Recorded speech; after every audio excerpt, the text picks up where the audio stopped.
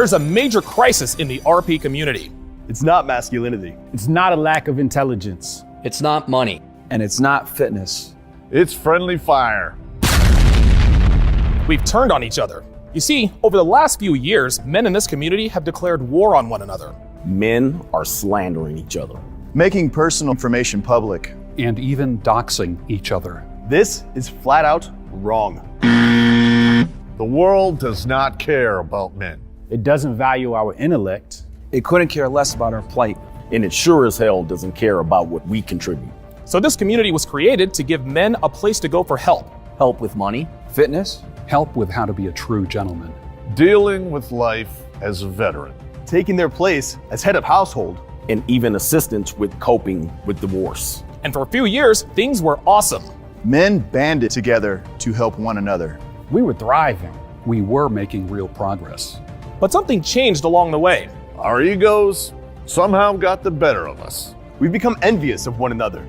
We started throwing around wild accusations. We started calling each other grifters. Doing hit pieces on one another. And eventually, the message was lost.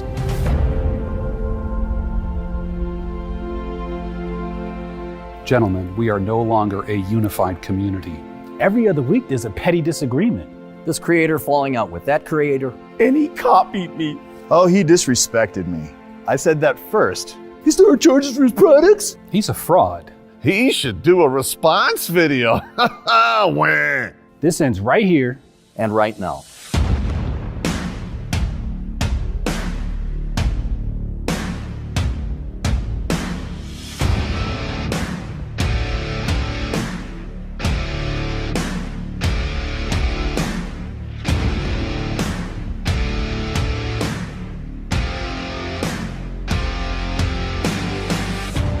Welcome to the Conference of Masculine Excellence.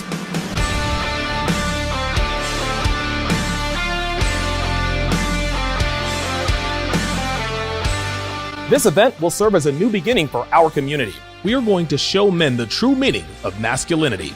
We'll discuss the importance of family and fatherhood. We'll talk about fitness and why it's the cornerstone of every man's foundation. We will discuss how to deal with things like PTSD and depression. We'll teach you the importance of financial shrewdness. We'll talk about how to avoid the wrong type of women, how to select the right woman, how to strengthen your mind, and much, much more. Yeah, we will talk about sex and relationships. That's a given. But we're focusing on becoming a complete man. A man that is strong physically, mentally, and spiritually. Yes, most of us found this community because of women. And hey man, it was a few women for me. What are y'all talking about, man? I'm undefeated. Shit, I'm not. I've taken a lot more L's than W's. All right, let me stop the cap. I've taken plenty of L's. But many of us understand that it's not all about women. In fact, it's quite the opposite. This doesn't mean we don't want women. Because trust me, we most certainly do. But we're going to show you why it's important to follow the advice of the Godfather himself, Rollo Tomasi. And that is to make yourself your own mental point of origin. None of us are perfect. Far from it. Yes, we have all made mistakes in life. We have all made bad decisions. We've all had our hearts broken. We've all been broke. We've all been through some shit. But our goal is to teach you how to avoid these pitfalls so that you can become the very best version of yourself. Yes, we will have disagreements from time to time.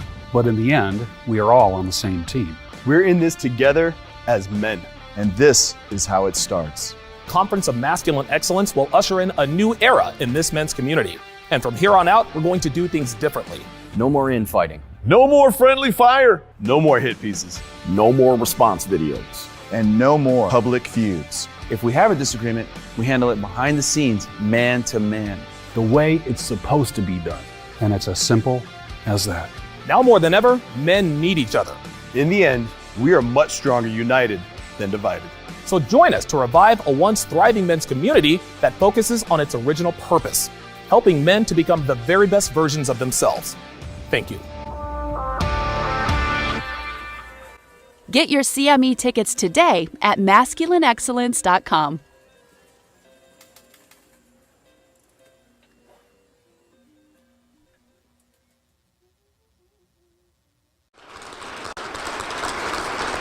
We made it through the past year. That's a miracle in and of itself. This came about. That's a miracle in and of itself.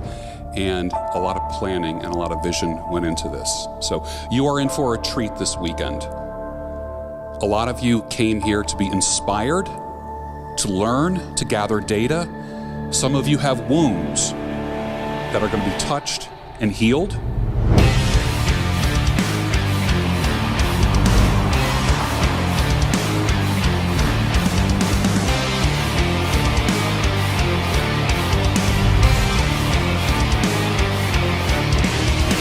And the guy who had a vision to make something happen, to create positivity in the men's community, give a big welcome to Donovan Sharp.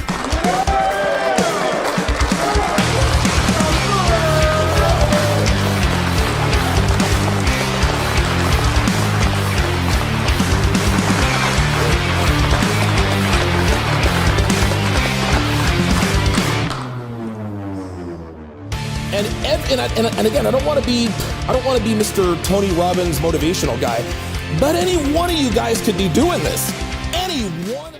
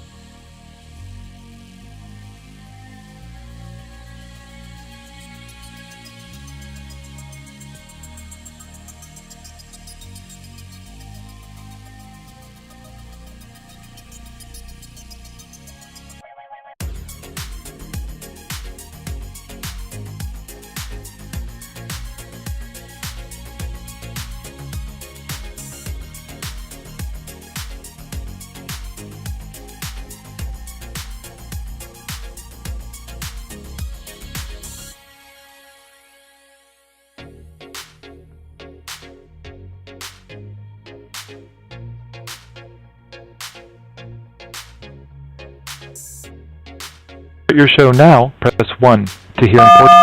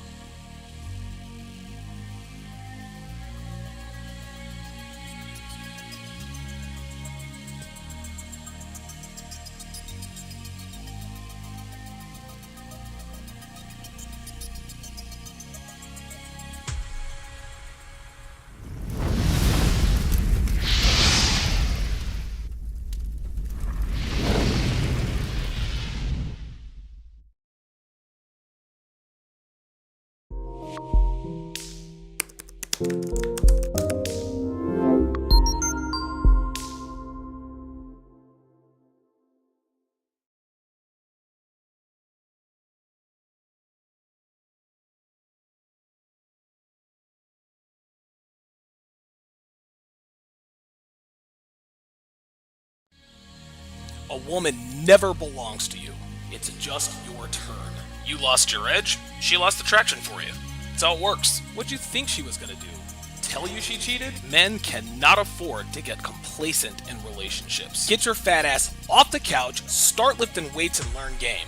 You're welcome. And now your man, Donovan Sharp. What's up? Oh, wait a minute. Hold up. What's up, guys? It's your man, Donovan Sharp, and welcome to the 852nd edition of TSR Live, your daily dose of toxic masculinity, misogyny, sexism, discrimination, and hate speech. Got them all in there this time around. It is Wednesday, May 4th of 2022.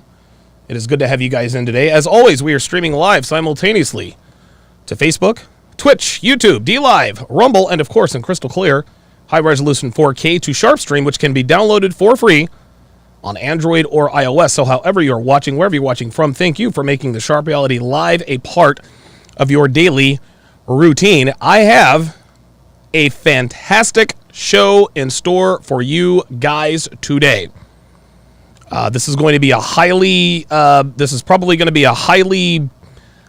not really emotionally charged. Most of us are men here.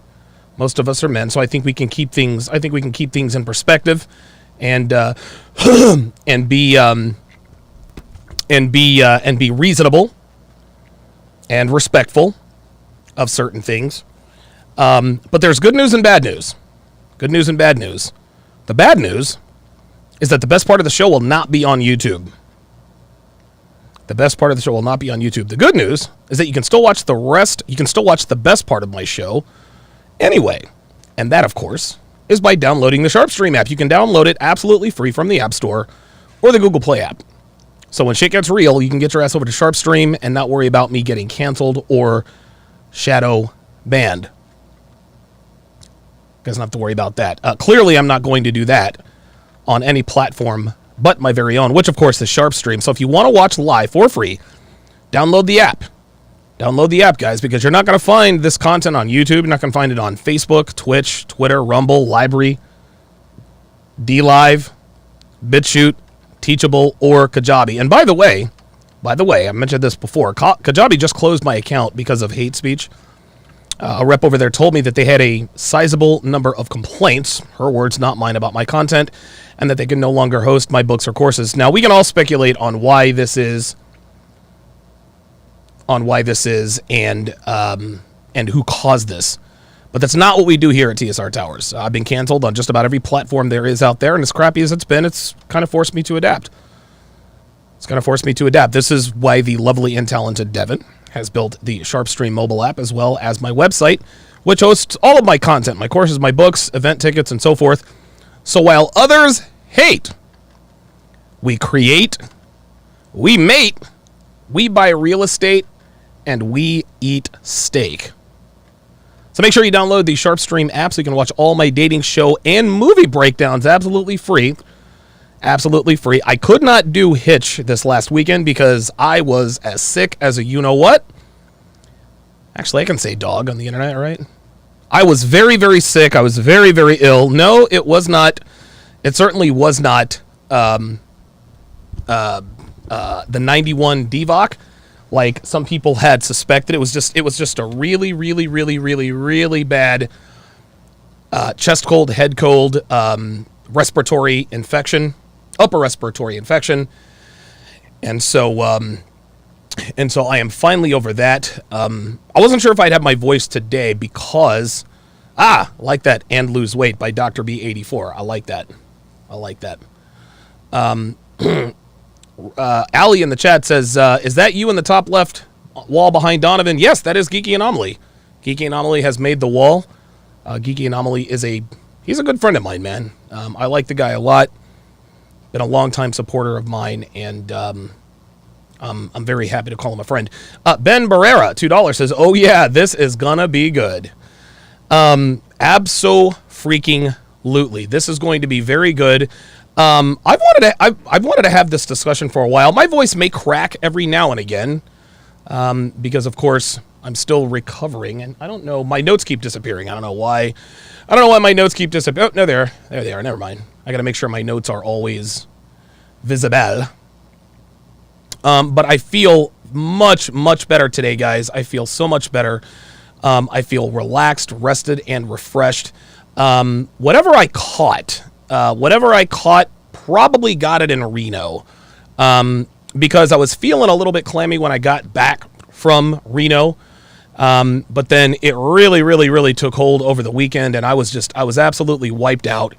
And so I'm very, very glad to be back. I'm glad to be at near 100%. Yes, and we demonstrate. I like that. We demonstrate and lose weight. Devin, put that in notes somewhere. Demonstrate and lose weight. I like that.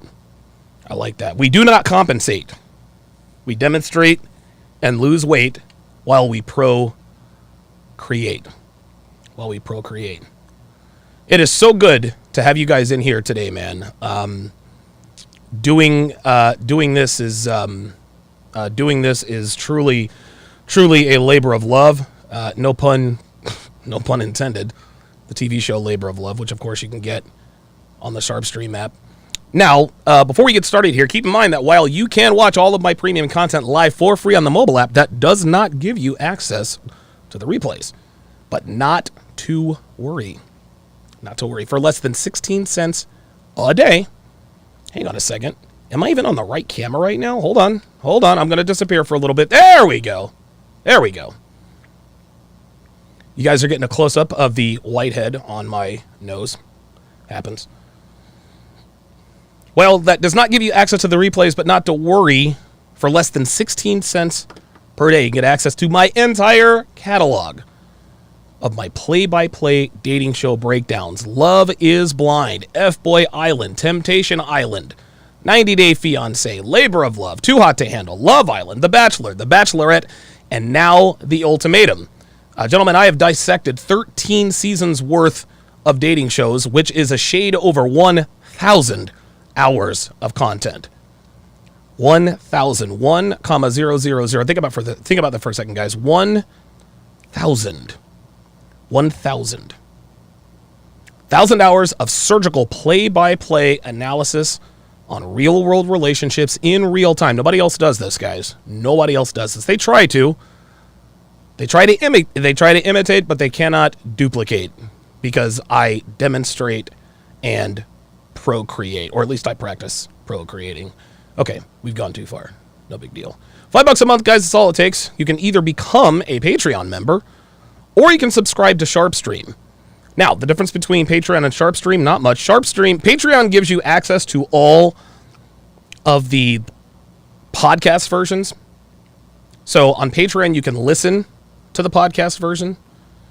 You can also watch the podcast version without all of this fluff and long stroking TLA style. So if you want access to this treasure trove of content, search your couch cushions for that 16 cents, guys, and sign the bleep up.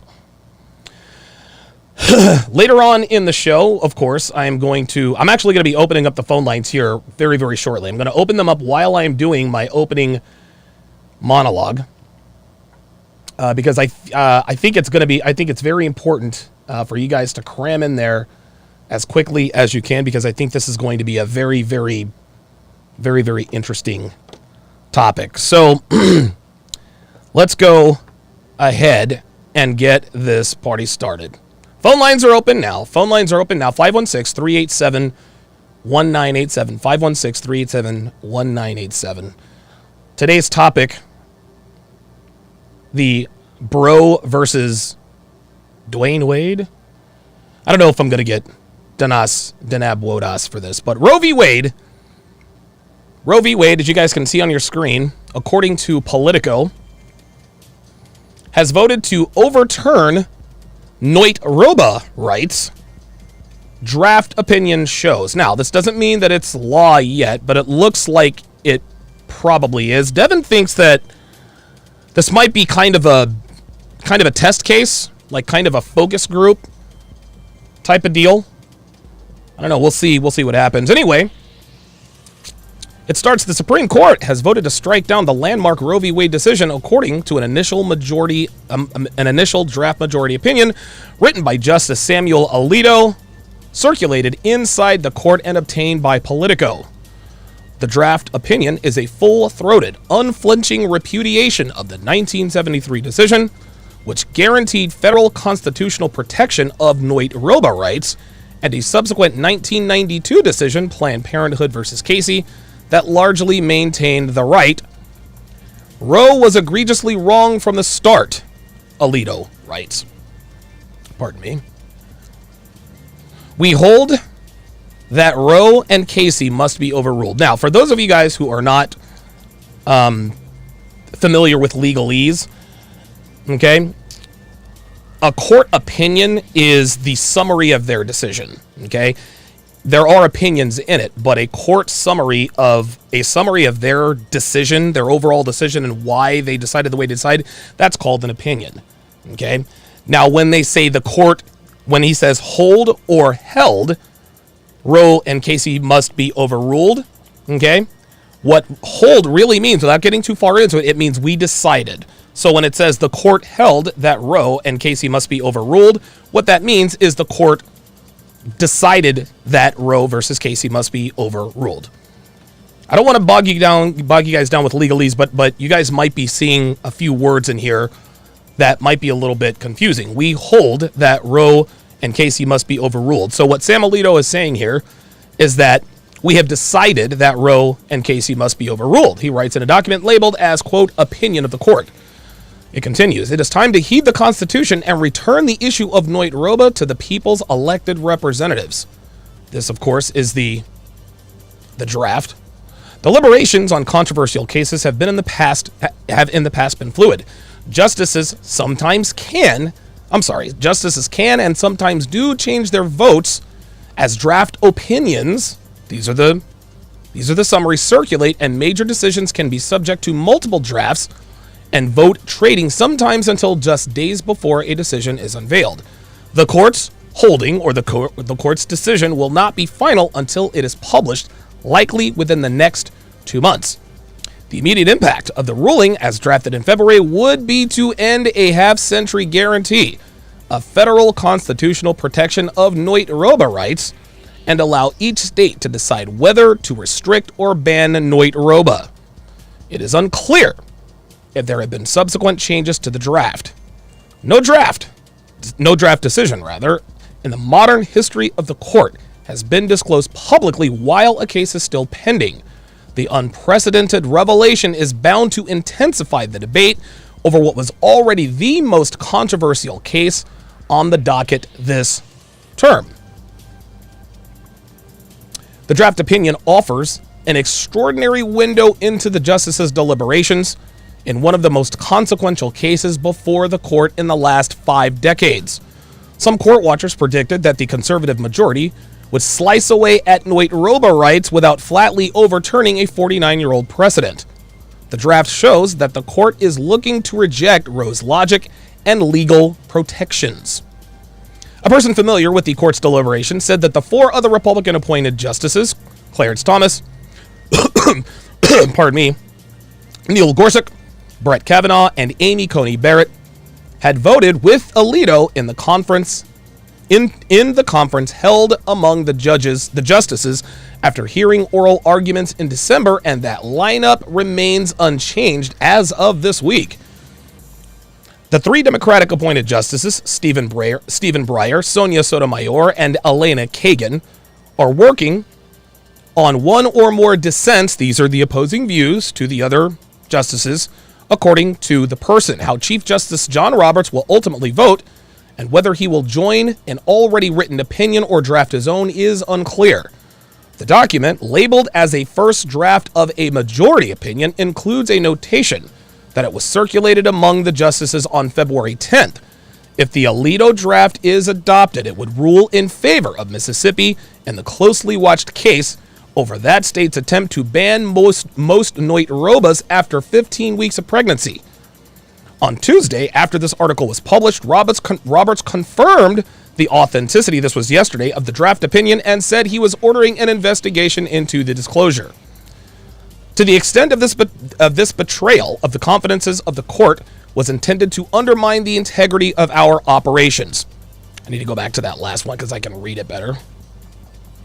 Of our operations. It will not succeed.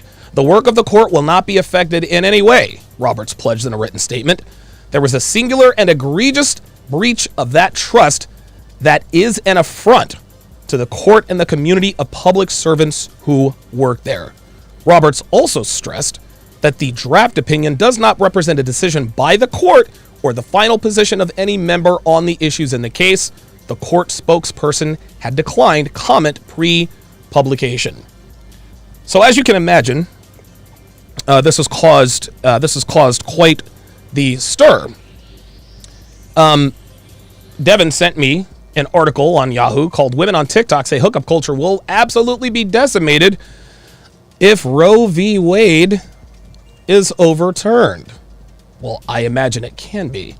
Some women say they will deny casual sex. Let me make this a little bit bigger. Some women say they will deny casual sex if they do not have Noit Roba rights after news broke that the Supreme Court is poised to overturn Roe v. Wade.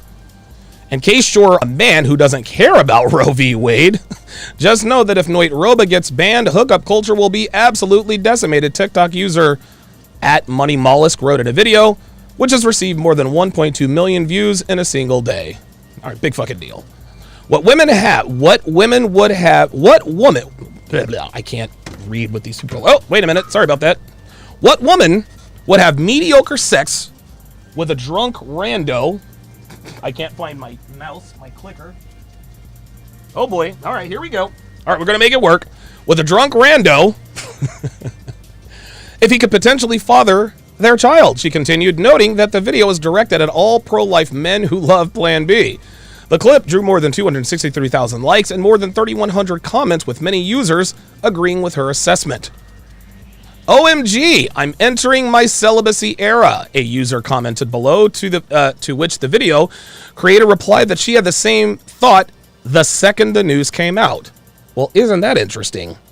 Women are now going to be sexually discriminate and maybe sexually temperate when it's going to be a lot more difficult to get a Noit Roba.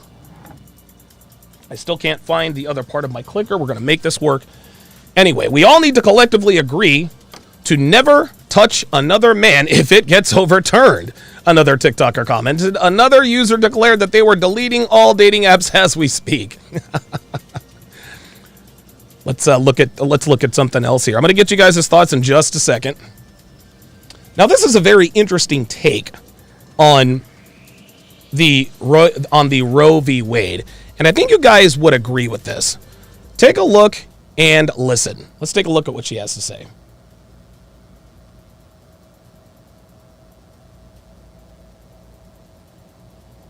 And you have to think about who's profiting off of this and the bodies that are filling the jail cells. Aside from the fact that we don't have mandatory maternity leave, we don't have free childcare. Inflation and the cost of living is the highest it's ever been in American history. There's no support for women who are actually choosing to have kids. A woman should always have a choice. I think it's important that we bring back this conversation to eliminate any confusion that people may have. And that is first to understand that we live in a capitalist society. Second is to understand that the birth rate in America is the lowest it's ever been in American history. You have women who are choosing not to have kids. You have teen pregnancy at the lowest rate it's ever been in American history. Then you have the highest mortality rate, and it's 4 times more for Black women. Women are literally losing their lives trying to give birth. And real quick, like, I really need someone to explain why people are referring to women as woman. Like, I don't understand why it's anyway. So what that means and what the fear is in American society and economy is who's going to replace the workforce. The biggest fear in the American economy is the shortage of labor. That's right. This is exactly why Texas was first with the anti-abortion ban. You need physical bodies in order to keep the capitalist wheel going. This affects Black and brown communities because you have to think about the pipeline into incarceration. Jail is a business. There's actual stocks for profit when it comes to jail. Yes, jail is a business, but guess what? We have to put the rule breakers somewhere. And you have to think about who's profiting off of this and the bodies that are filling the jail cells. Aside from the fact that we don't have mandatory maternity leave, we don't have free childcare. Inflation and the cost of living is the highest it's ever been in American history. This is why you should not have unprotected sex with men you have no intention of starting a family with. That's what this comes down to. The symptom is the problem, guys. There's no support for women who are actually choosing to have kids. No support for women who are actually choosing to have kids. I wonder why that is. Who is responsible for women not having support for choosing to have kids? It's women, because what's the first thing women say? I don't need no man.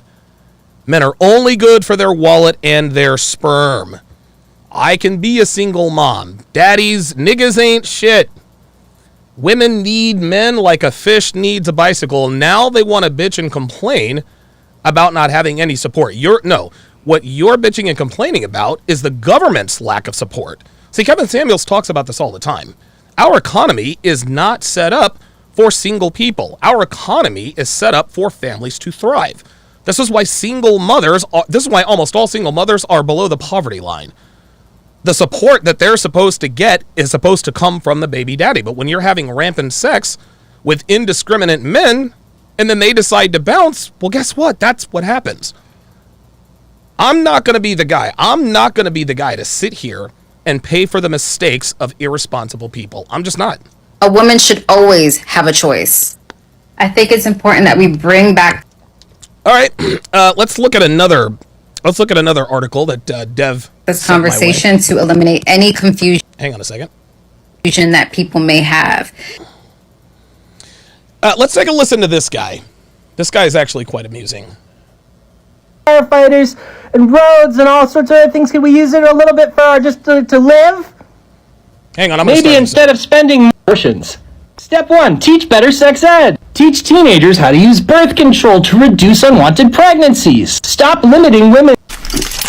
Hey Republicans, I have a better idea for how we could stop or reduce abortions. Step 1, teach better sex ed. Teach teenagers how to use birth control to reduce unwanted pregnancies. Teach teenagers how to use birth control. You don't have to teach teenagers to pop a pill. Listen, man, there are 176,000 forms of birth control. If a woman gets pregnant because of irresponsible sex, that's on her. We don't need to teach teenagers anything. Teenagers know more about sex than they ever have in history. Stop limiting women's access to birth control based on outdated religious ideals. Who the hell is limiting a woman's access to birth control? Who's doing that? Who's out here telling women they can't be on birth control? And stop teaching abstinence only, because surprise, that doesn't work. Oh, so we need to increase sexual awareness, give them birth control, but then teach them not to be abstinent. Got it. Step 2, make healthcare more affordable and accessible so that women can actually afford to give birth. Oh, so women can actually afford to give birth. Therein lies the same problem. Listen, if a woman is in a relationship with a man, if a woman is married and having children, she can afford to have children. The reason why most women can't afford to have children is because most women are having children without the father present. And they can continue getting medical treatment for the massive trauma that giving birth wreaks on the body. Oh, awesome. Awesome. And it's a lot easier to be a new parent when you're not sandbagged with medical debt. It's a lot easier to be a new parent when you're married, sir. Step 3, make childcare a human right, so that people can actually go to work and feed the children that they're having. Sorry, forced to be having. Oh, wow. Oh, wow. So now we're forcing women to have children. Is that what this is? So that's what they're characterizing this Roe v. Wade overturn. They're characterizing this as forcing women to have children. Uh-huh. Did anyone force women to have unprotected sex? So who the hell is forcing them to have children? If you don't want women to have children, then guess what? That's when you teach abstinence. There's abstinence and then there's birth control. But they're taking away the Noit Roba law, so now everyone's freaking out. This is unbelievable. It would also help if we raised wages in proportion to inflation so that when they get the kids from childcare after working for 40 hours a week, they can actually still feed the kids. Another idea, stop discriminating against LGBT couples when they want to adopt. Whoa. Let's just fix foster care. Here we go. It's already happened. This cross-pollination. What the fuck does this have to do with that community? What does that have to do with anything? That has nothing to do with them wanting to adopt children. You see, this is what people like this guy like to do. They like to make one issue a broad issue. Case in point, I'll actually show you. This is incredible. And if you think it's tragic, we don't want to hear that a baby can see. Shut the fuck up. We don't want to hear what you have to say. Guys like him are. When I was younger, I used to call guys like him coffee house congressmen. During rape could be aborted. Maybe we should consider the rampant sexual assault problems in our country. Maybe that would help. I apologize, guys. This is why I hate TikTok. It seems like the system is not really helping reform or rehabilitate. Thank you. Jesus Christ. Here's an article, and then we'll get into it here. If the Supreme Court can overturn Roe v. Wade, it can ban interracial marriage. Say what? The GOP is going to overturn Roe v. Wade, the article starts, and that's only the beginning. When I pitched a column with that headline last week to my editor, I didn't anticipate we'd read an unprecedented leak draft of the Supreme Court opinion that would explicitly overrule a woman's right to Noit Roba, something that's been, quote, settled precedent for half a century. Well, here we are now, thanks to a fully radicalized right-wing movement engaged in a zero-sum absolutist game to attain minority rule for white Christian men by any means necessary. Next month, the Supreme Court will finally rule in Dobbs v. Jackson, women's health organization, regarding a Mississippi law that bans Noit Roba after 15 weeks of pregnancy. A similar law was recently passed in Florida, which was, in part, inspired by the Texas Heartbeat Bill, which has spawned draconian copycat bills all through the nation. The fact that they think that the court can ban interracial marriage because it wants to overturn Roe v. Wade, that is laughably pathetic. So now I'm going to give you guys my take on this particular thing. And I want you guys to understand something I want to be very, very clear here. My opinion is not political and it's not religious, okay? But there are red pill implications around every corner when it comes to Noit Roba, okay? This is a fundamental right to human decency, okay? I'm not anti-Noit Roba for religious reasons. As you guys all know, I've been in a bit of a transitional phase regarding my own religious views these days. If somebody put a gun to my head, I'm probably somewhere between agnostic and atheist. I don't know. That could change tomorrow. That could change next week. Who knows? Okay? I'm not anti-Noit Roba because of my political views either. Now, I'm not a Democrat, but that doesn't automatically make me a Republican either. No, I am anti-Noit Roba because Noit Roba is wrong. Would you like to know why? I'm going to talk about why it's wrong and the real reason women get them. Let's get one thing straight here. Noit Roba is literally killing people before they are born. Let me repeat that. Noit Roba is deleting people before they are born. Guys, look, we can give it all kinds of fancy medical terms like early pregnancy termination or forced miscarriage, things of that nature. But at the end of the day, Noit Roba is eliminating people before they are born, period. Now, here's something that people seldom realize. Anytime there's a polarizing political or religious issue, the two sides become very, very angry with each other, right? We've seen this for decades, hundreds of years. We see it on the news, we see it on social media, we see it on YouTube. The thing is most of these people don't feel as much passion for their side of the cause as they do anger for the opposition. Let me repeat that. most people do not feel as much passion for their side of their cause as they do anger for the opposition. And at some point, it becomes really more about pissing off the other side and hating those who oppose them rather than the actual cause itself.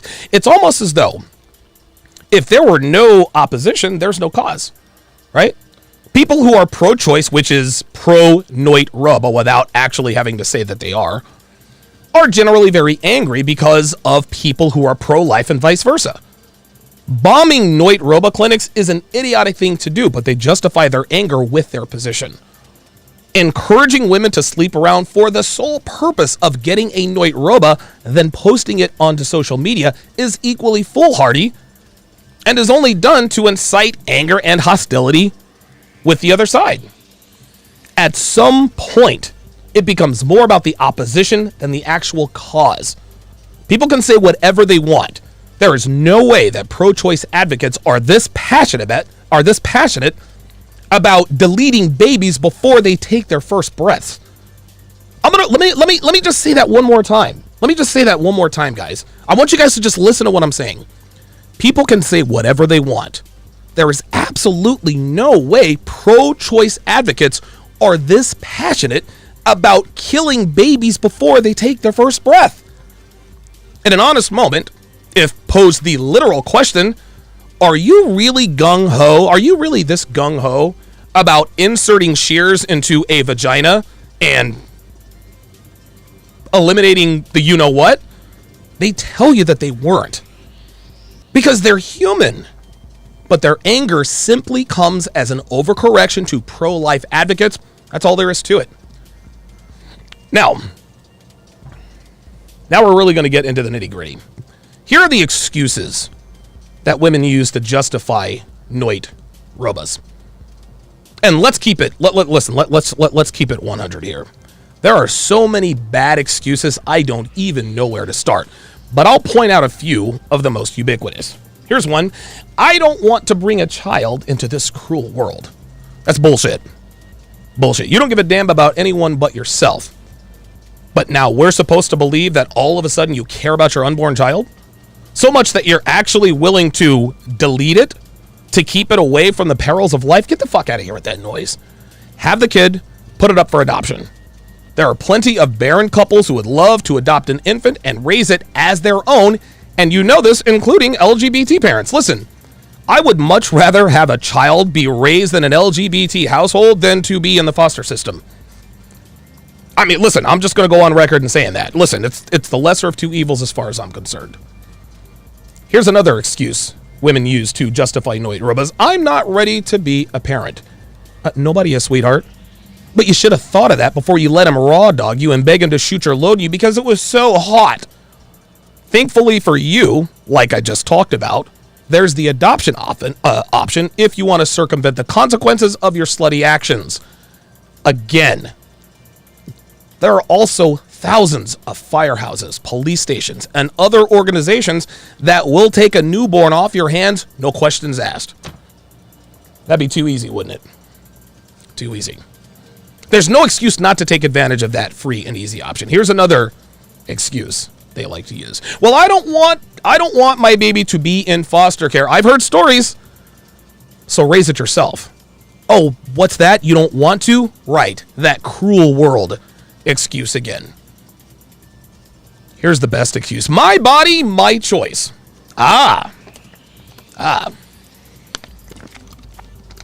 So now that you want a noit roba, daddy doesn't get a say. But if you have the kid, now you want his financial support? Now you want him involved? Making selfish decisions, ladies and gentlemen, is always unilateral. Making selfish decisions has to involve making selfless decisions, rather, has to involve the father, especially if there's a financial windfall. You don't have the kid without his sperm. Your baby's body does not belong to you. Let me repeat that. My body, my choice. Since when do you own your children? Since when do you own the baby in your stomach? My body, my choice. Hey, whatever you want to do with your body is perfectly fine. But you don't own the baby. That is not your body. Okay? Once that is conceived, that is another being. You don't own your children. You don't own your fetus. Unbelievable. Making a decision to end his or her life is not your decision, ladies. It's not. Your body, your choice, fair enough, but your kid doesn't belong to you. Here's another one. What if the mother's health is at risk? Guys, it ain't 1822, okay? It's 2022. Women don't die during childbirth anymore. They don't. With all the advances made in science and medicine in the last half century, mother and child would both be just fine. Here's another one. Well, what if she was E-par'd?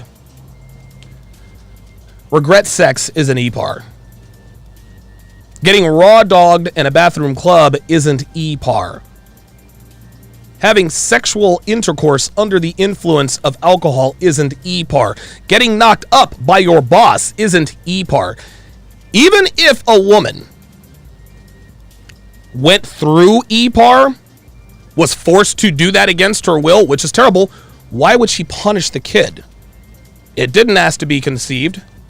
Again, make the selfless decision and give it up for adoption if you can't stomach looking at the kid as a reminder of what happened to you. I understand completely. Now, all of these reasons I just gave are just excuses not to carry a child to term. So let's stop beating around the bush and say out loud what people are afraid to say when it comes to women getting noit robas. Women get abortions because they do not want to ruin their bodies. That's right, I said it. Women get noit robas simply because they do not want to ruin their bodies. Childbirth is hard on a woman's body, guys. Women get noit robas because they don't want to ruin their bodies. And any pregnant woman thinking about noit roba would tell you the same thing if she's being honest. Gentlemen, having a kid destroys a woman's body. They get stretch marks if they don't do what's necessary to avoid them, and most don't. Their tits sag, their vaginas get looser, the list goes on and on. If a girl's body isn't as tight and supple as it was pre-pregnancy, this means she's going to get a lot less of what women covet the most, which is what, gentlemen? Male attention. Women, listen, man, girls can say whatever they want, but they don't want the C-section scars. They don't want the weight gain. They don't want the postpartum depression and everything that comes with passing a kid through their moneymaker. Then in order to get their bodies back to some semblance of what it used to be, they got to do Kegels. They got to live in the gym. You got to slather on cocoa butter 24 hours a day. You got to watch your diet. All while raising this miniature person who doesn't speak English, cries every hour, shits every 2 hours, and requires round-the-clock monitoring. A tall task indeed. Oh, come on, Donovan. You don't know what's in people's minds. You don't know that this is the reason women get noit robas. Really? Well, consider this. 99.9% of women who get noit robas don't have children. This means that most women who terminate their pregnancies have never carried a child to term. Do I need statistics to back that up? Nope. Sure don't. The only exceptions are wives who get knocked up by their paramours and don't want to blow up the sweet deal that is married life as a woman in this day and age. My mother is included in that. She got 2 abortions as a result of an affair that she had on my father when we were in Hawaii. And most of these women end up having the kid anyway and let the husband think it's his, unless, of course, she gets fertilized by a brother, but that's for another day and time. But women who choose to get noit robas aren't women who have had children. The overwhelming majority of women who make this choice have never carried a pregnancy to term because they simply do not want to ruin their bodies. A woman with children has already ruined her body, so what's another kid? Girls don't want their young, tight, supple, nubile bodies to go through the arduous task of having a kid. So what do? They take the easy way out, and they blame everything on my aforementioned reasons to justify their bad decision to do so. Here's something I'll never understand. We're going to get to your calls here very, very shortly. Why do people seem to care more about animals than people? Yes, we all know familiarity breeds contempt, but that doesn't rise to the level of losing our minds when we found out that Michael Vick had a dogfighting ring, but then we yawned when Dante Stallworth drives drunk and kills a pedestrian. Right? These far left people, they think it's cool and chic to say, well, I prefer animals to people. Let me ask you this. If we were to find out that there was a veterinarian aborting puppies and kittens, what would we do? We would lose our fucking minds. But human babies? Oh, no, we're good with that. We're good with that. At the end of the day, guys, regardless of religion or politics, there is no way that you can tell me that killing people before they are born is the right thing to do in any situation. You just can't. Guys, listen, man, I'm not a religious zealot. Okay, I'm not a far right nut. I'm not God, guns, rock and roll, and Donald Trump. That's not me. You guys know that. 99.9% of the time, Noit Robas are performed for selfish reasons. And don't start with the outlier situations. Okay? Don't come at me with, well, I know a girl who would have died had she had the kid, or I knew a girl who couldn't find the right family to adopt her kid, so she said, fuck it, miss me with that bullshit. I mentioned this before. My mother had at least 2 Noit Robas after she had 5 kids as a result of an affair she was having. There's your outlier. My sisters, on the other hand, have had multiple Noit Robas. One has 3 children. But the first time she was pregnant, she had a Noit Roba. And guess who had to take her to get her very first Noit Roba? Because my mother didn't want to. This guy. You can imagine what that might do to an 18-year-old kid. My other sister doesn't have any kids and has also had multiple Noit Robas. It is disingenuous and irresponsible to refute a macro argument with a micro argument. The bottom line, guys, is that women get Noit Robas to keep themselves fuckable so that they get more chances to have unprotected sex, which leads to, wait for it, more Noit Robas. It is sad, but that's how it is. Killing people before they are born because women can't be bothered to carry a pregnancy to term that she was complicit in, so that she can go out and party and do drugs and drink and continue to have unprotected sex so she can do it all over again, is wrong. That's all there is to it. And that is the memo. 516-387-1987. 516-387-1987 is the number to call. Let me read these super chats before we go to the phone lines here. 424 of you watching. Let's get the likes up. I would appreciate you guys getting the likes up on the video.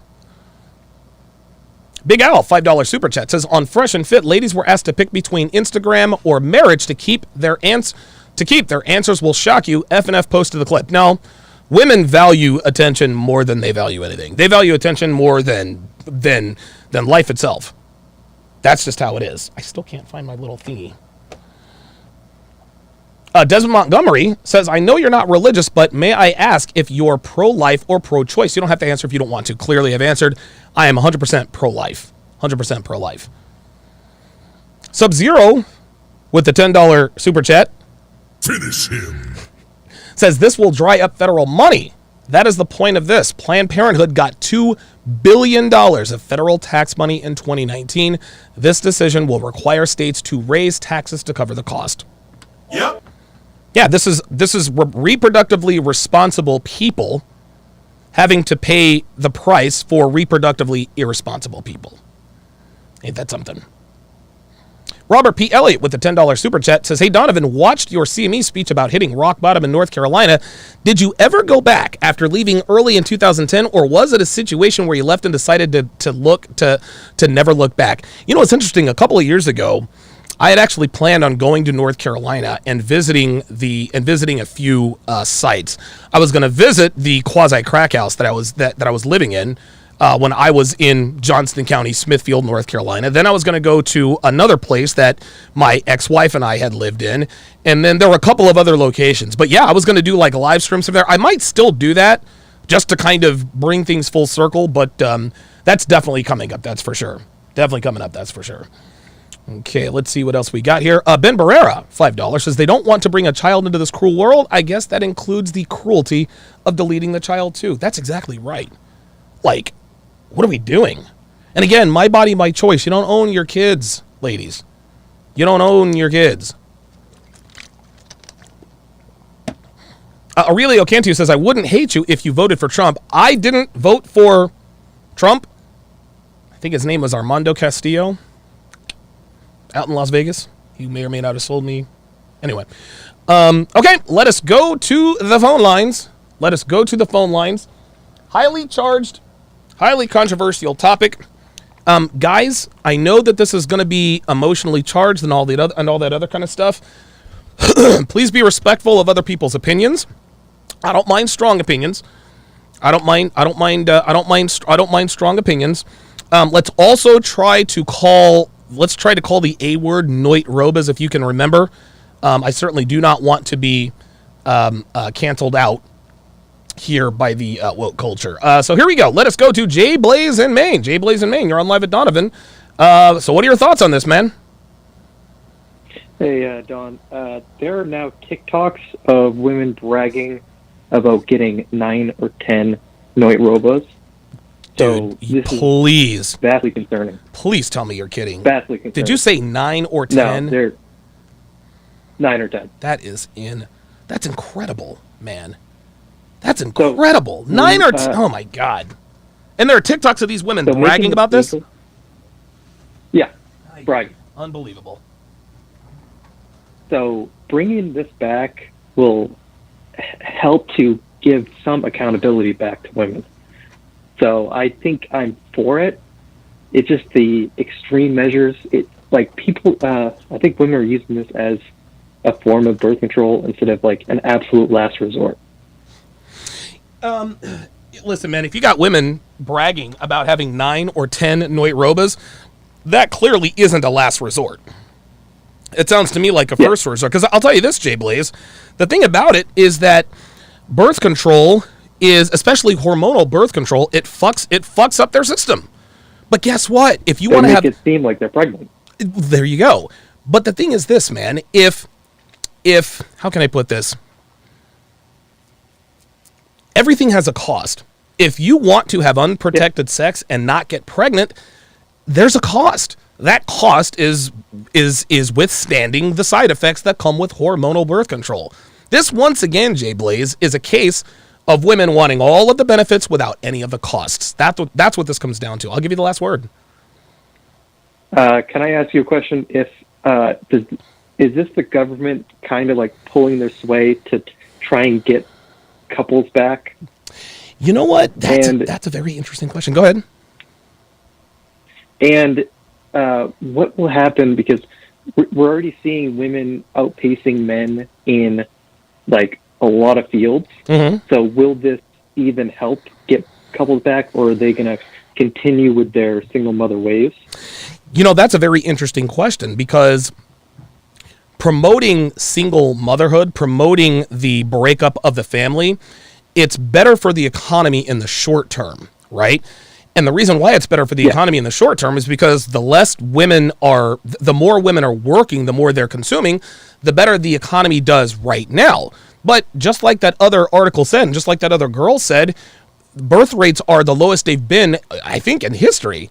At some point, you're going to run out of people in the workforce. And if you run out of people in the workforce, the economy collapses. So while single motherhood is great for the economy, or at least, the whole the bachelorette life, while that's good, while that's great for the economy in the short term, it's detrimental to it in the long term. So to answer your question, Jay Blaze, I don't know. I can't imagine. That's probably an unintended consequence, because you saw in the article, and a lot of articles and all these hashtags, girls are like, well, if this is overturned, I'm going celibate. Da da da da da da da. Well, guess what? If they're going celibate, that means they're not racking up their body counts. And if they're not racking up their body counts, that means they're making more responsible decisions. So maybe indirectly. I don't think they did this on purpose. Say again. Yeah, if this had happened in the 90s when we had men like kind of outpacing women, this would be a far easier issue to like get the economy back. Yep. But now with men falling behind, it's a very interesting time to bring this back. It is, man. Thanks for the thoughts, Jay Blaze. I appreciate you calling in, man. Hey, thank you. All right, buddy. Let us go to Brad in California. Brad in California, you're on Live with Donovan. So what do you have on the topic, man? Looks like you've got some pretty good pro-life points. Oh, yeah, definitely. Okay. So I want to start by saying congratulations on your conference. Thank I you. watched some of the speeches. I especially love Myron's speech. Yes. And getting to hear what kind of man his father was, it Yes. just makes perfect sense. Yep. So congratulations on that. Thank you. I appreciate that. And I want to, yeah, no problem. And I want to get into this topic because I actually did a few months of immersion of research myself of pro-choice versus pro-life. Okay. Because I wanted to come to a educated stance Sure. on that topic. Of course. And by the end of my research, there was no doubt I was 100% pro-life. Okay. And I want to drop some truth bombs right now that to me are basic. I don't hear them spoken much. Okay. I agree with everything you said 100%. Very well spoken of you. Thank you. When it comes to the pro-life position, this is not about religion. It's not about politics. Yep. It's not about race. Right. It's not about man or woman. It's about protecting innocent babies. There you go, That's man. it. That's it. And there are black people who are pro-life. There are atheists who are pro-life. There That's are right. women who are pro-life. That's right. It has all these weak arguments. It has nothing to do with it. And I can take every single pro-choice argument because I searched high and low. I heard them all. I can take every single one, and they're all super weak, and I can easily destroy them in 30 seconds or less. All it comes down to, and nobody wants to say this because it's not politically correct, all it comes down to is a selfish, narcissistic mentality, a me mentality. 100%. These women who are pro-choice, who want to do these things, all they're thinking about is themselves. That's right. They are willing to kill a baby for their own selfish convenience. That's right. And I'll say this. I'm a huge Donald Trump supporter, but I go further than Trump on this issue because Trump, he is pro-life with 3 exceptions. The exceptions are if the woman has been violated, if there's incest, or if the life is in danger. And I say pro-life with no exceptions, period, and I can break down why right now. So yeah, go ahead. If the woman has been violated, I feel 100% sympathy for her, no doubt. Of course. But do not punish the baby for that. Do not kill the baby for that. I agree. That is not a solution to that problem. That's right. If there's incest, maybe the child will come out with learning disabilities. Maybe he'll be special ed. Does that mean we should kill him? By that logic, we should kill every special ed person in the world. Ooh, that's insane. Very that good. makes no sense. Yeah, and handicaps as well. Exactly. And another one is, what if the child comes out deformed? Here's my thing. This is going a little bit in a different direction, but I do believe in a mercy killing because this is a completely different thing. Let me break it down. Okay.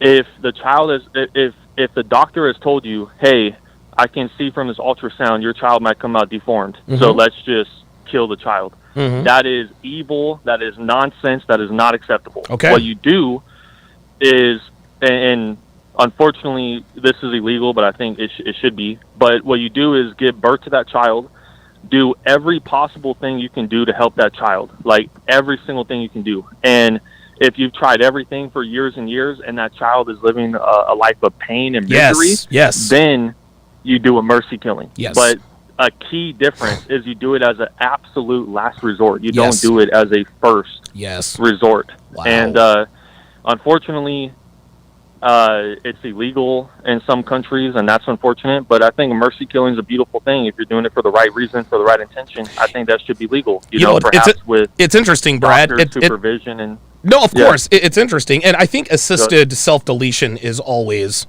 could be right up that alley. But the interesting thing is, Brad, is that mercy deletions are illegal, yet noit robas are legal. So you can, so you understand what I mean? Like, there's no, it just Yeah, doesn't make insane. it just doesn't make any sense. You can't justify it. And again, Brad, just like I said, this is not political. It's not religious for me. This is just the difference between right and wrong. I'll give you the last word.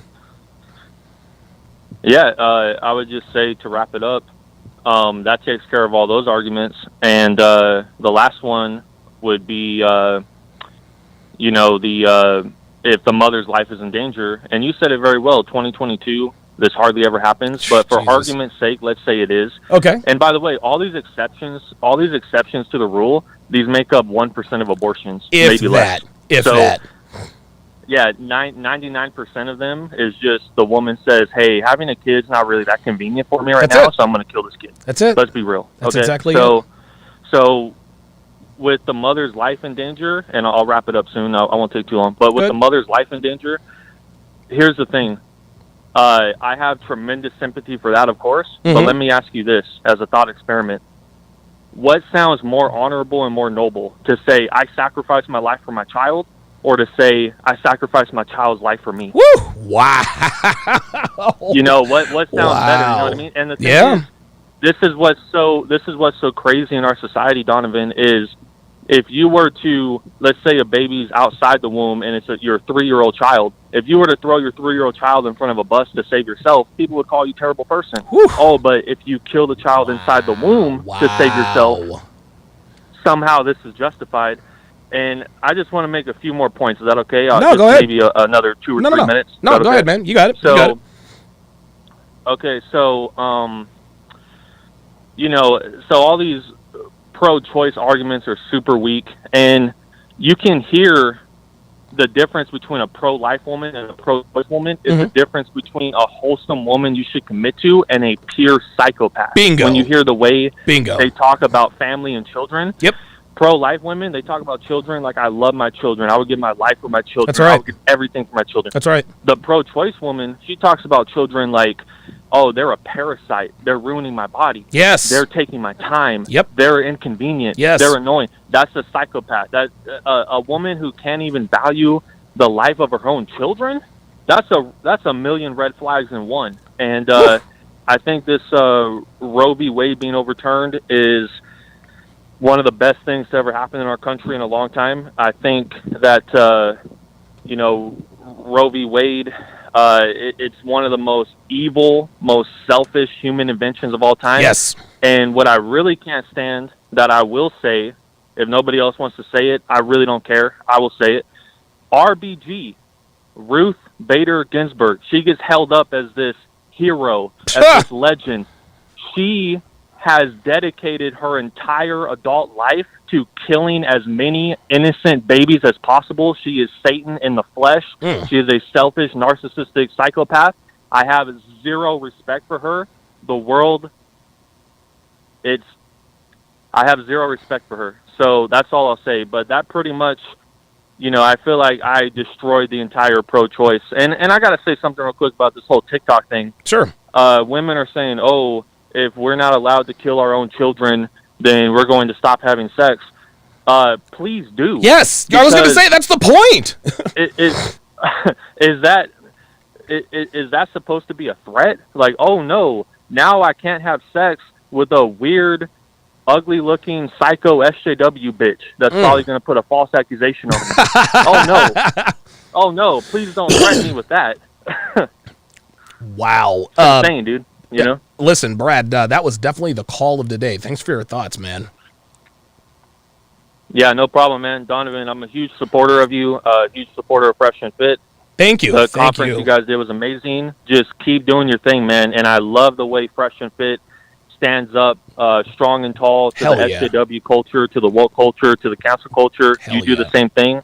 Just keep doing it, man. I heard you say you're agnostic and atheist, and that's all good. But I promise you, brother, you're doing God's work. Well, I appreciate that, Brad. Thank you very much. All right. Thank you, Donovan. Okay, so that phone call is going to get clipped. Holy smokes! I don't think I've ever heard. I think that's probably the best. That's probably the best. I can't really put it into words, but that's the best argument against Noit Roba in a collective I think I've ever heard. When he said, when you're talking about the mother's life being in danger, would you rather be a woman who says, I sacrificed my life for my child, or I sacrificed my child's life for my own? Then he said, if a woman threw her baby out in front of the bus, she's looked at as crazy. But if she decides to do the same thing before the kid is born, wow. Man, Brad fucking nailed it. Wow. Ahmad in Mississippi. You're on live with Donovan. Dude, I don't know how you're going to follow up from Brad in California, but give it a shot, man. What you got? My whole thing is that I think it is a bunch of lunacy on both sides, right on the left and on the fucking right. Pertaining, number one, if you think this is going to make women chastened, in my opinion, because I don't give a fuck. I truly don't give a fuck about this issue at all. Okay. My whole thing is if this whole thing is going to weaponize it for women. Okay. Mainly because this thing is not going. It's not going to make women chastened at all. Okay. Because if what we gotta say, a hoe's gonna do what a hoe's gonna do. Hoe's gonna hoe. Right or wrong? Nope, you're right. You're right. Gonna hoe. And then on top of this, number two, and if especially for the men out there who think that this is going to change, like the CS laws, child support laws, in any of these states, you are fucking out of your mind. Wow. If anything, as much money as they make off your ass getting these women pregnant, if any the states that are going to ban it, they're coming after your ass harder. You know it. They got to get paid one way or the other, right? Yes, you better be prepared, and it lets you not be able to pay it. Because I have a friend right now who lives in New Mexico. He had his passport taken away from him. Unbelievable. He had his passport taken away from him. He had his wages were garnished. He was threatened with jail time. And if you have to think about this, especially on the other end. And I gotta talk about hypocrisy on the right end. Okay. Because I had a little thing. I had this woman, this one woman. She was pro-life. I've seen her in videos on those picket lines. And guess what I heard? She got pregnant, and guess what? She went straight to that abortion. There you go. And then while she got caught. She said, "Well, no, I'm doing this for me." There it is. They're talking about, because I'm gonna tell you what. Who's going to get away with the abortion? It's still going to happen. Rich people. Rich people are always going to be able, whether you're on the right or the left, especially on the right. You got to think about all those the politicians that are pushing this right now. Guess what? You can only imagine how many fucking chicks they get pregnant, and then and then at the same breath with their mistresses and everything. Oh my God! They're getting them they're not letting they're not going to let their mistresses carry the they're not letting their mistresses carry that kid to term. That's bottom line. Yeah, and then on top of that, and another thing, the hypocrisy that drives me nuts with the people who are on the pro-life is you say even when you ask what the other guy that just called, they put it like this. Okay, say you carry the child to term. Okay, here's the baby. You take care of it. You think he's gonna do it? Fuck no. A lot of them say, "No, I don't know. That's not my kid." No, what are you talking about? This is a lot. This is why I can't stand the shit. Everything you say about people that are on the left that do this shit, I can't fucking stand. And the one thing you can make your great points about people who are on the right of this issue, they're great points as well. But I don't want the hypocrisy. Nope, I'm with it. You can say you can come out here and just say, yeah, I'm pro-life, I'm all this and all that. But here, when I say, hey, take care of this child, your ass don't want to fucking do it. You don't want to fucking do it. That's hypocrisy. That's why I can't support your ass. If you're going to say all this shit and you're not willing to go in and put in the fucking work, fuck you. Okay. Ahmad in Mississippi. Oh, sorry about that. Ahmad in Mississippi, very, very passionate. Very, very passionate about it. Ahmad made good points. He made good points. A lot of women who are pro-life, they go and they get Noit Robas. And yeah, Jay Blaze says, callers, try to remember to call it a Noit Roba. I know this is, I know people feel very strongly about this, but please try to use the word Noit Roba so we can maybe stay under the radar a little bit. Let us go to Kareem in the NYC. Kareem, good to talk to you again, man. So what do you have on the topic, man? Likewise, I appreciate you having me. Absolutely. I love Brad's call. Definitely yeah, man. Shout outs to him, and also the first caller, because he kind of like delved into what I was going to say on the surface level.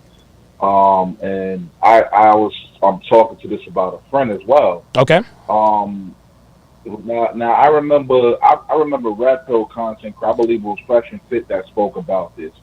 So remember in China, I believe it was a 2-child law. Yeah, something like that. They chose to have only the boys.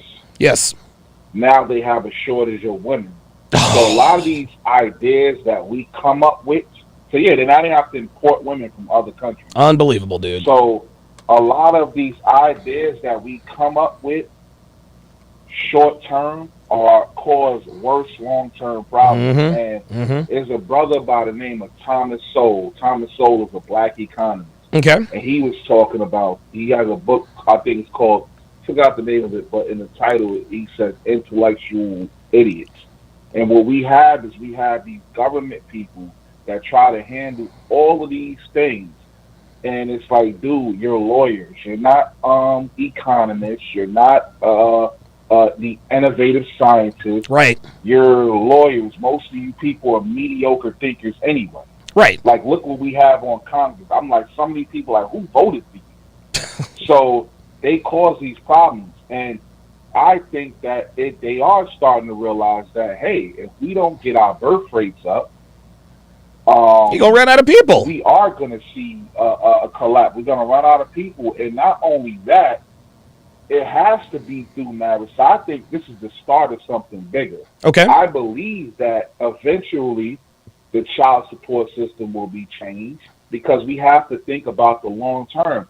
Everything eventually, like, we never thought prison reform was going to come. Yeah, that's true. And that's here now. Yeah, like these things start to become in the red, man. Even, let's say, for example, you look at a suburban town, right?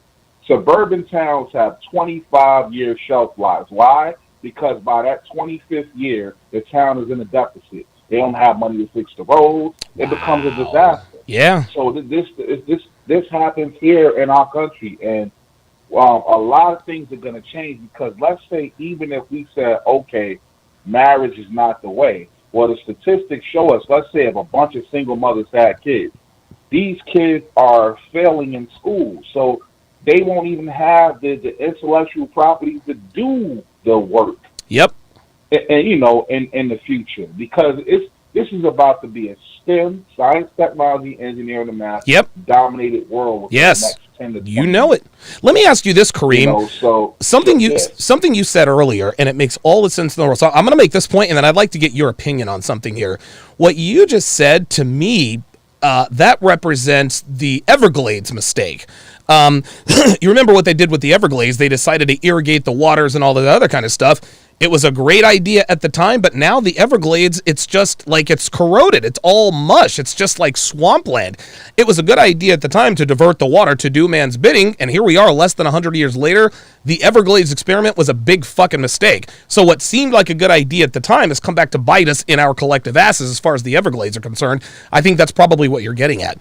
Let me ask you this, Kareem, and I'm going to ask everyone else this as well. Because the last caller, Ahmad in Mississippi, he says he doesn't think that the overturning of Roe v. Wade is going to change female sexual behavior. I think it will in the short term, but do you think that if, let's just say, they outlaw Noit Roba nationwide, do you think that is going to make women more sexually chaste, or are they just going to find ways around it? Oh, well, real quick before I answer that, sure. I actually brought that up to Fresh and Fit because I called in the show because they used to always wonder why the flooding. So you are right. Miami is sitting where the Everglades is empty. Yes. 50% of it was empty. That's right. So it was a reservoir for rainwater there you go. to protect the northern portion of Florida from flooding. Right, and So, now Miami, I think Miami is sinking. I think Miami sinks like 1 inch per year. That's crazy. It's incredible. Donovan, look at the building that collapsed because of the soil. Yep, that's right. That's right. The big a luxury building. Yep. So yes. But yes, I do agree with that. Like, can you just ask the question one more time? No, I understand. No, that's okay. In theory, in theory, what this says to me, and we saw it on a couple of articles and TikToks. A lot of girls are saying, well, if they're going to overturn Roe v. Wade, I'm not touching any man. I'm not having sex with anybody. Blah blah blah blah blah. I don't know what you say. Would it deter them for having sex? Well, I will say this, right? Mm-hmm. First of all, here's the thing where they're messing up. Stop trying to be us. That's where y'all messing up at. Yeah. You want to be men. Men. That's what we did historically because it makes sense. You had to propagate human existence. Yep, that's it. So you understand what I'm saying? You understand what I'm saying? So they're the ones that carry the babies. They should be, more sexually selective. Of course. But it just showed you how I call women grown toddlers. They make these childish arguments. Yeah, man. That's a very like the movie The Shy. Let's go on a sex strike. And it's like, most of y'all, anyway, nobody should be hitting you anyway. Like, the men should be striking themselves out of existence to even touching you. Unbelievable. So, but I believe that it will definitely have, and women will be, will only do this for if men get back into control of things and there's some order. We need order right now. Yeah. We're all over the place, man. We're just too much. Everybody wants to be free spirited. It's like, man, doesn't work that way. The reason why we're in the predicament that we're in. And there has to be structure if we want to maintain being a superpower of the world. Because China's coming behind us. They are strong on families. They call the masculinity crisis. Like, we have competition and we need to get it together. Kareem, thank you for the call, man. Man, good strong opinions today. Good strong opinions. I liked his Everglades reference. That makes perfect sense.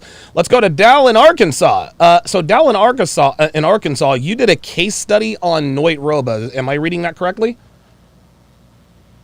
Yeah, I actually was going to be a doctor at one point. Really? Throughout college, and this was one of the things that made me not want to do it anymore because as when you go in, we really wanted to go in the pediatric care and everything. And this, like, you have to do everything as a when you're training to be a doctor, you have to. And part of it is like when you actually perform a Noit Roba, it is, and it's hard because when I'm talking about it, I'm trying not to throw up. Okay. But oh boy. It is a rough experience when you got to take out each part of the fetus. Oh my God. Count it out, verify everything, and then you got to wash out the uterine lining to make sure there's no quote unquote material left behind that could cause blood poisoning and sepsis. I was like, nope, I'm done. I can't do. So that was the reason. That was the reason. Let me ask you this: do they make you perform Noit Robas in medical school, or is that required? Like, what's the deal with that? No, that's not. It's not in medical school, but that's when you get out and you become. You're like the next level. You're like becoming a resident. So you're like a learning doctor. Then you go to resident, and then you're the specialist. And Jesus Christ, man. When you're going to that point, you watch it, and then you have to do it. Oh. And then you have to do it so many times my God. Before they certify to do it. So. Oh, my God, man. I just, I don't know. It's just, what a mind job that would be, Del, right? Like, can you imagine, like, there are doctors out here that have performed hundreds, if not thousands, of Noit Robas. And I'm not Mr. Moralistic, hey, how can you look at yourself in the mirror? But I cannot imagine being a doctor who has performed. I can't even fathom the thought. It's incredible. I'll give you the last word, Del. Yeah, Well, I just want to say that was it, and then after that, learning that, like, we're the only, like, all other animal species are very selective in the reproductive process. Of course. And they wait till there's a right amount of resources to do it, but as humans, we seem to be the only ones that ignore that biological rule and do the exact opposite and mess everything up. Well, it's not that it's not that we ignored it, and thanks for the call, Dal. It's not that we ignored it. It's just that we facilitated it, right? Like, and again, I remember I had Pearl on. We were talking about false accusations. If you remove the consequences of something, people are going to engage in that behavior more often. You remove the consequences of having unprotected sex, guess what? People are going to have unprotected sex. That's just all there is to it. The reason why, and women used to be sexually discriminate. They didn't have to have anyone tell them, now don't you have sex with the wrong man. No, they knew. Animals know. If I'm going to procreate with this lion or this horse or whatever, this alpha male, this baboon, this hyena, whatever the case may be, I want to make sure that A, they're a genetic specimen, B, that they can defend me and my cubs, right? And C, that they're going to be around. Well, if you remove the necessity of the alpha lion, the alpha male, the patriarch of the family, when you remove that, oops, there goes my faux Super Bowl ring. When you remove that, then guess what? You remove the need as well. No wonder women are. I mean, again, is there any wonder why women are more promiscuous than they've ever been? It's because we facilitate promiscuity. Joel Goose, $20 super chat, says, Donovan, your thoughts on a man having the right to a financial noit roba where he can give up parental rights to the woman he unintentionally knocks up who chooses to carry. She can't come after him for child support. I am one, financial,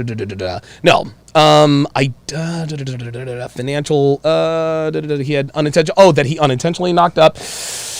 Yeah, I think I'm in favor of that because, again, my body, my choice, my wallet, my choice. That's really what it comes down to. So yeah, I think that I would agree with that. I don't think that would ever happen. But I think I would agree with that. And Geeky Anomaly just said it right there. Dre Raven on the Sharp Stream site says there's no way around the fact that it is the deleting of a human life. In this case, for nothing more than the kid being an inconvenience. Number 2, there's also no way around the person being offed is innocent and has done nothing wrong apart from being inconvenient. Number 3, on the other hand, as a libertarian, give government authority and they will abuse it. But in the end, noit roba should have to be illegal. But so long as people are ending other people out of convenience, then perhaps that potential government abuse is a necessary evil. Wow. Or should not have to. Very, very, very well said. Very well said. Let us go to Ahmad in Kansas City. Ahmad in Kansas City, you're on Live with Donovan. You think the people have had enough of liberals. Hey, Donovan, how you doing, man? I'm doing great, man. How about yourself? Good. Earlier, you said Ahmad from Mississippi, and I'm sitting here talking to myself. I was like, I'm from Missouri. But anyhow, that was a joke. You've had 2 Ahmads today. Had 2 Ahmads, yeah. That's. I think I had 2 Kareems as well, but either way. So what are your thoughts on this, Ahmad? So I'm being a political science graduate. I'm going to come from a political angle from what's happening right now. Okay. The midterm election is coming up in November. Mm-hmm. And if I travel quite often domestically, and you do too, and I don't know if you've grasped the feeling of the political environment we're in, but the Democrats are in for a disaster outcome. They are going to lose the House. They're going to lose the Senate. They know this as well. And this whole leak that came out about the Supreme Court, this wasn't by accident. This was done. I agree. At a dire moment, at a frustration to get anyone out there to come out and vote for them. And they're going to play. It's like 9/11. They got the entire nation to be living in fear, and they took us to war after war. And when we look back at these wars, what the hell did we get out of it? And this is another thing. It's a tactic to scare the liberal base. And here's this. I'm an Arab American, and I used to be a Democrat voter, and I voted for Obama twice, which is, I actually apologize to people that I did vote for Obama because he gave us this right message. He gave the right speeches, but he's a good on the speaker. ground, this guy was an anti-constitution. He prosecuted more whistleblowers, and he took us to more wars than George Bush. Yep. I mean, you could not have made it up that Obama would go to more wars than Bush and Dick Cheney. With that said, this is a political game, political tactic. It's too late. People are sick of the liberal agenda, and they despise seeing people of color, like black men. I'm an Arab American. They get shocked when I say I voted for Trump in 2020, and I'll never vote Democrat again. Yeah. They get shocked, like, oh my God, because they can't use the term racist on me. They can't use white nationalist on me because I'm not white. I'm Arab American. I probably have been a victim of racism, but I'm not a victim. Right. Every race has its own racist. You know, I'm a man. I represent myself. I have my own political viewpoints, and I'm a free man. I will not vote Democrat anymore. And if you look at Texas was a vile example of what's going to come to the Democrats. Okay. There was counties in 2020 where Obama had won double digits in a lot of these counties in Texas. They came out 80% Republican. Yep. And they're confused. They're scared because these people are Hispanics. They're starting to realize that people want to go back to this conservative father, mother at home. They want to be able to talk freely with their boys, that they are boys and they are going to be grown men, and boys are going to be boys. That's right. I said it. Boys are going to be boys. Okay. I was a boy. I remember being a boy. I loved every minute of it, and I'll never have anyone tell me I can't be a man. Let me ask you this, Ahmad. You can shut me down with... Yeah, go ahead, brother. Yeah, let me ask you this. Do you so I agree, this is definitely a political strategy now that you've made me aware of it. But do you think this is just a strategy, or do you think that they really are going to overturn Roe v. Wade? So do you think they're really going to overturn it and they're just putting this out there just to kind of test the waters, or do you think this is okay, we're just going to bullshit to kind of test the waters? What do you think? I don't think there's a healthy man and a healthy woman in the world that accepts and acknowledges the idea of you can tell your boy that you can become a female at any given point. The reason I say this is they are going to overturn it. They are going to overturn it. The few, the sick, the cowards have tried to normalize what's going on in society. I see so many weak men out here. Oh, dude. Men that, you know, we could probably say they were raised by single mothers and whatever the effect, but this stuff is killing our society. Yes. The way they're like, we can't be aggressive towards, like, I'm a father. I'm not going to have Child Protective Service say, I can't be harsh with my son and teach him and get him ready for reality. Reality will spit you and eat you alive. Real and talk. If that's not what people are being told, then we are lying to our children, you know. Life is tough, man. What I'm saying is people are becoming more conservative, and people want to change this. We're going into the wrong direction, and it's becoming poisonous. And they don't like to see people of color come out and speak. And get ready. This is dying down, and I'm happy. Ahmad, Donovan, I got to say one more thing, man. It looks like your 76ers do not have much luck with the Heat, man. Other than that, peace out, brother. Oh, Ahmad, you son of a bitch. I can't believe you just did that.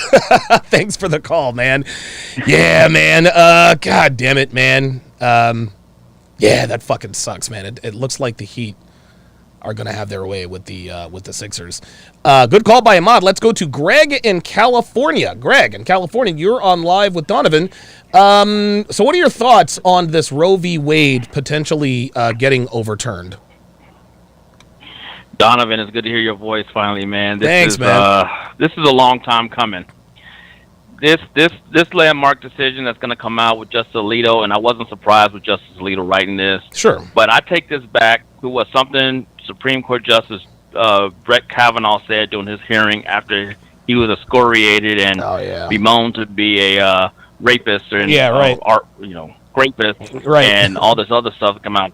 He said political payback was coming, and if you look at what's going on in the last couple of years with the Me Too movement and everything that's been going on, this was the political payback that I believe that the Supreme Court, now that they got the majority on the right side, was gonna use. Okay. But reading into the actual writing, the Fourth Amendment was that the Supreme Court used to say it was a right to privacy. Mm-hmm. It was never intended for it to be financially paid for by the federal government. Right. And that's where the line draws for a lot of people.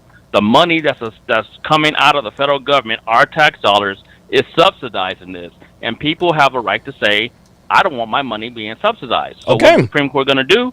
They're going to say, send it back to the states. Now, undoubtedly, we're going to have some states that are going to freaking pass it. Sure. And people are going to be able to go back and forth to whatever states they want to. But there's going to be some states that won't. Nothing's going to stop. Women will still be able to get their abortions, but their noit robust, sorry. Right. But but some states are not going to be able to. Not going to be able to get it. It's one of those things. It's commerce. There's money behind this. Follow the money. It's always been about money. Like someone said earlier, the economy has benefited by making women more in the workforce. Yep. They spend more money. Yep. There's less money coming to the federal government when you keep men and women separate. Yep. As opposed to being together. And it's time for it to end. And I'm a dad. I have a 22-year-old daughter, and I've talked to my daughter about this. She was 5-6 years old. I've actually told her I don't want to be a grandfather because I saw how the way this country was going. I don't want her to have kids. I've told her that because I see where this country is going, and I want her to have the best opportunities in life. But also, she needs to pick the right man to be with her. So don't be doing what you shouldn't be doing. Right. I also have a 14-year-old son. I'm teaching him the same thing. Good. You have to be responsible. But it wasn't finalized in my mind until one day I was on Washington Post reading an article in Washington Post, and I was in the chat section, and a woman actually commented to me saying, "Why should I deny myself the full pleasure of sex?" I was like, "What are you talking about?" She was like, she said, basically, she's saying that she wants the man to have his full pleasure, and she wants to be able to enjoy it because she knows that she can go out and terminate that pregnancy. Unbelievable. If she so happens to get pregnant. Well, there we go. So that right, and that was about 10 years ago. That right there was no longer about my body, my choice. Nope. It was about being able to feel the full, to be. One of your guys said it earlier. It's basically to be like us, to be like men. Yes. We don't want women to be like men. That's right. And That's so right. I was just completely shocked. That is and another point, and this is kind of this is where my standpoint is. I was married before. I'm married now, but my first wife, she passed away to cancer, unfortunately. Okay, I'm sorry to hear that. We have kids together. All right. After our second kid, I told her that I no longer want to have kids, so I was going to have a vasectomy. Okay. The state of California told me that I could not have a vasectomy without my wife's approval. What? I was like, what? Whoa. I was like, what? It just so happens. Oh my God. It just so happens that there was some court cases going back in history saying that a woman sued her husband's doctor for alienating affection because she was trying to get pregnant, and the doctor performed an abortion on him, and that's why he had performed a vasectomy on him, and that's why she could never have kids. The husband lied to her, saying he couldn't get her pregnant, but she didn't know that he had a vasectomy. The wife sues the doctor that performed the vasectomy on the husband, and she won. Oh my God! Oh my God! And think about this: I'm calling, and I have good healthcare coverage. I'm calling doctor after doctor, urologist after urologist to schedule this. The nurses are on the phone telling me I need to bring my wife in. Good. I'm like, wait a minute. God. You're trying to tell me that I gotta bring my wife in to prevent me from having kids, but my wife can go out and have sex with some dude behind my back and have a Nate Roba, and I would never know about it? That is BS. Now, here's the caveat about this. Okay. When my wife passed away, she was going through an actual court case for her diagnosis because we had to sue her doctor. Okay. During her depositions, I found out during the course of our marriage that she cheated on me and she had 2 Nate Robas. Oh my God! Greg, do not even tell me that. So, oh my God. I still have the I had to tell my current children, and believe me, my 2 kids that are with me now, I did have them tested. I was in the military at the time. I had them biologically tested. But this just goes to show you that this was never about a woman's right to choose. This is it was a woman's right to be sexually fulfilled like men were. It was about money going to feed this entire attitude and mentality that women should be like men, should have free and unprotected sex. It's about feminism going awry in this country. It's just decimated the household. Someone said it earlier. The economy is just not, our entire way of life in this country has so irrevocably been changed because of this decision. And it dominoes everywhere you go in each aspect, whether it cross state lines or whatever. Yeah. So yes, there's going to be some states that are going to pass it. People going to cross state lines to go get these Nate Rovers, but some states are not going to do it, and that should be left to the will of the people. So what's the caveat? Some states are going to have to put it out on their freaking in their legislatures that they're going to need to raise taxes for women protective rights. This is insane, because man. if I look at my current healthcare bill, what Obama's healthcare bill did to me, I'm paying more money for having services to pay for women's items that they need for their healthcare that I would never need. There you go. That I would never need. And so it's a domino effect everywhere you go. So this is not going to terminate the women's ability to not have Nate Robas, but it's going to allow the states finally to address it and say, Mr. and Mrs. Citizen, because your tax dollars are being used to fund this, majority rule. It's always been that way, majority rule. This is why they're upset, because they know without a fact that at least 30 states in this country are going to outlaw it.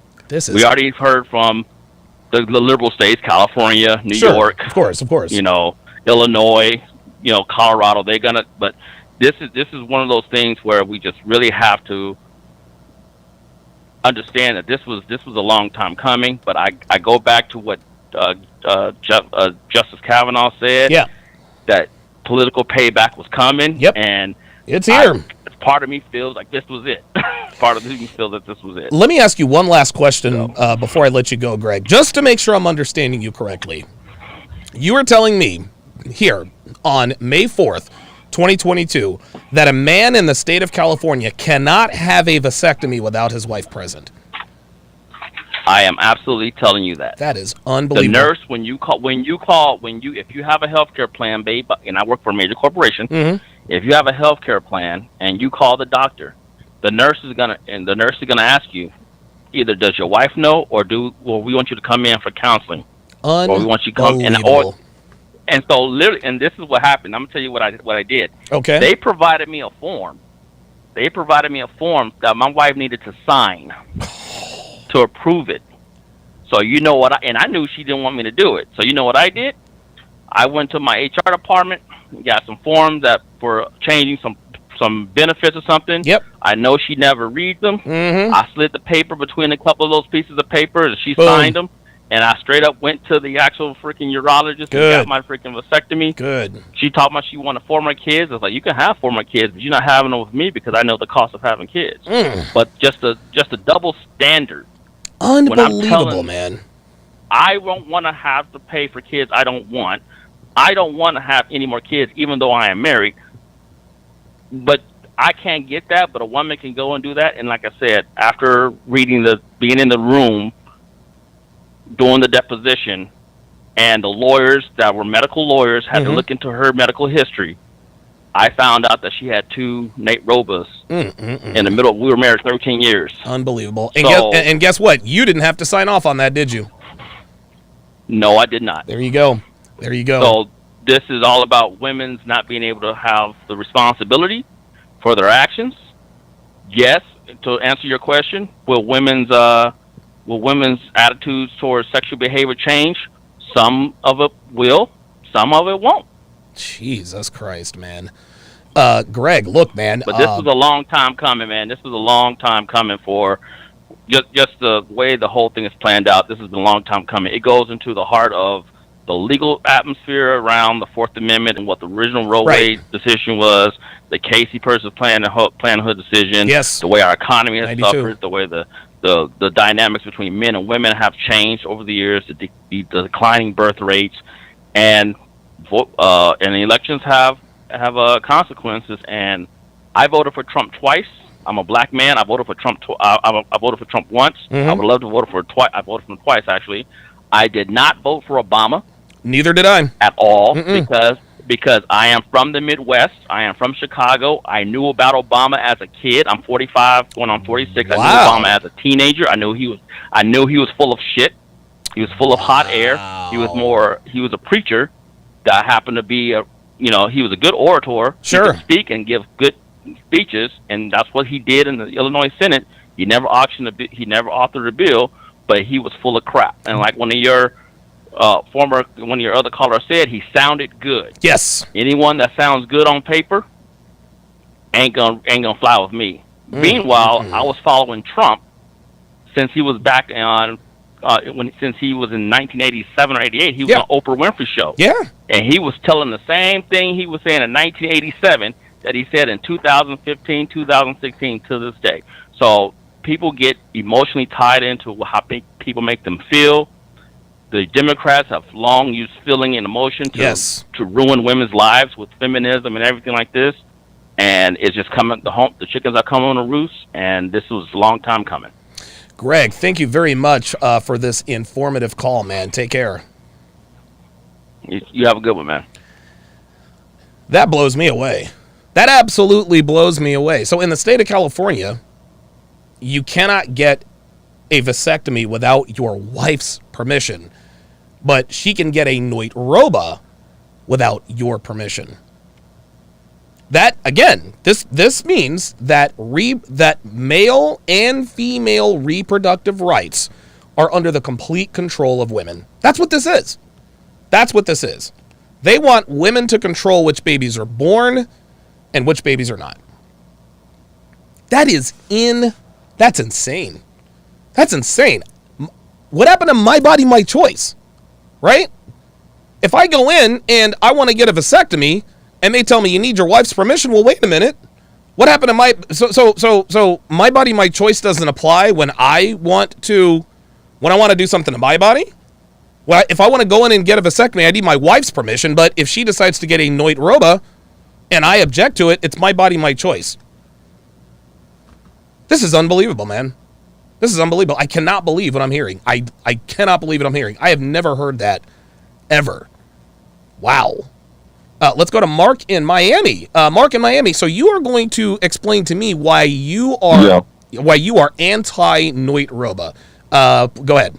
Yeah, because Donovan, hear me now. Because this goes very, very deep in everything. Because what no one knows, and maybe you do, maybe you're not. They made this argument saying that it's a right to privacy issue, and because it's like they go in and assuming that it's very deep, because what happened was it's a feminist utopia. Yes. Okay. Going back way to the 60s and everything. And what happened is that hold on. Take your time. My bad. You're right.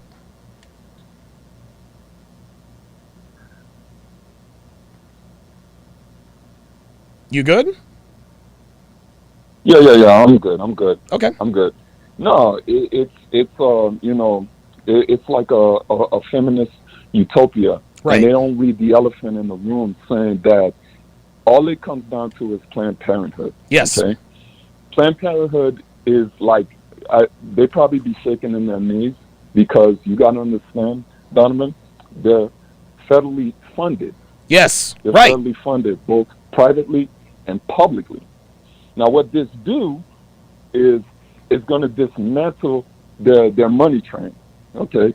This is like the money coming in. So now what happened is that now that this occurred, that it's now the states that's going to decide the states are going to make laws saying that, okay, all Neut are illegal now. Mm-hmm. So now that Planned Parenthood cannot operate nationwide.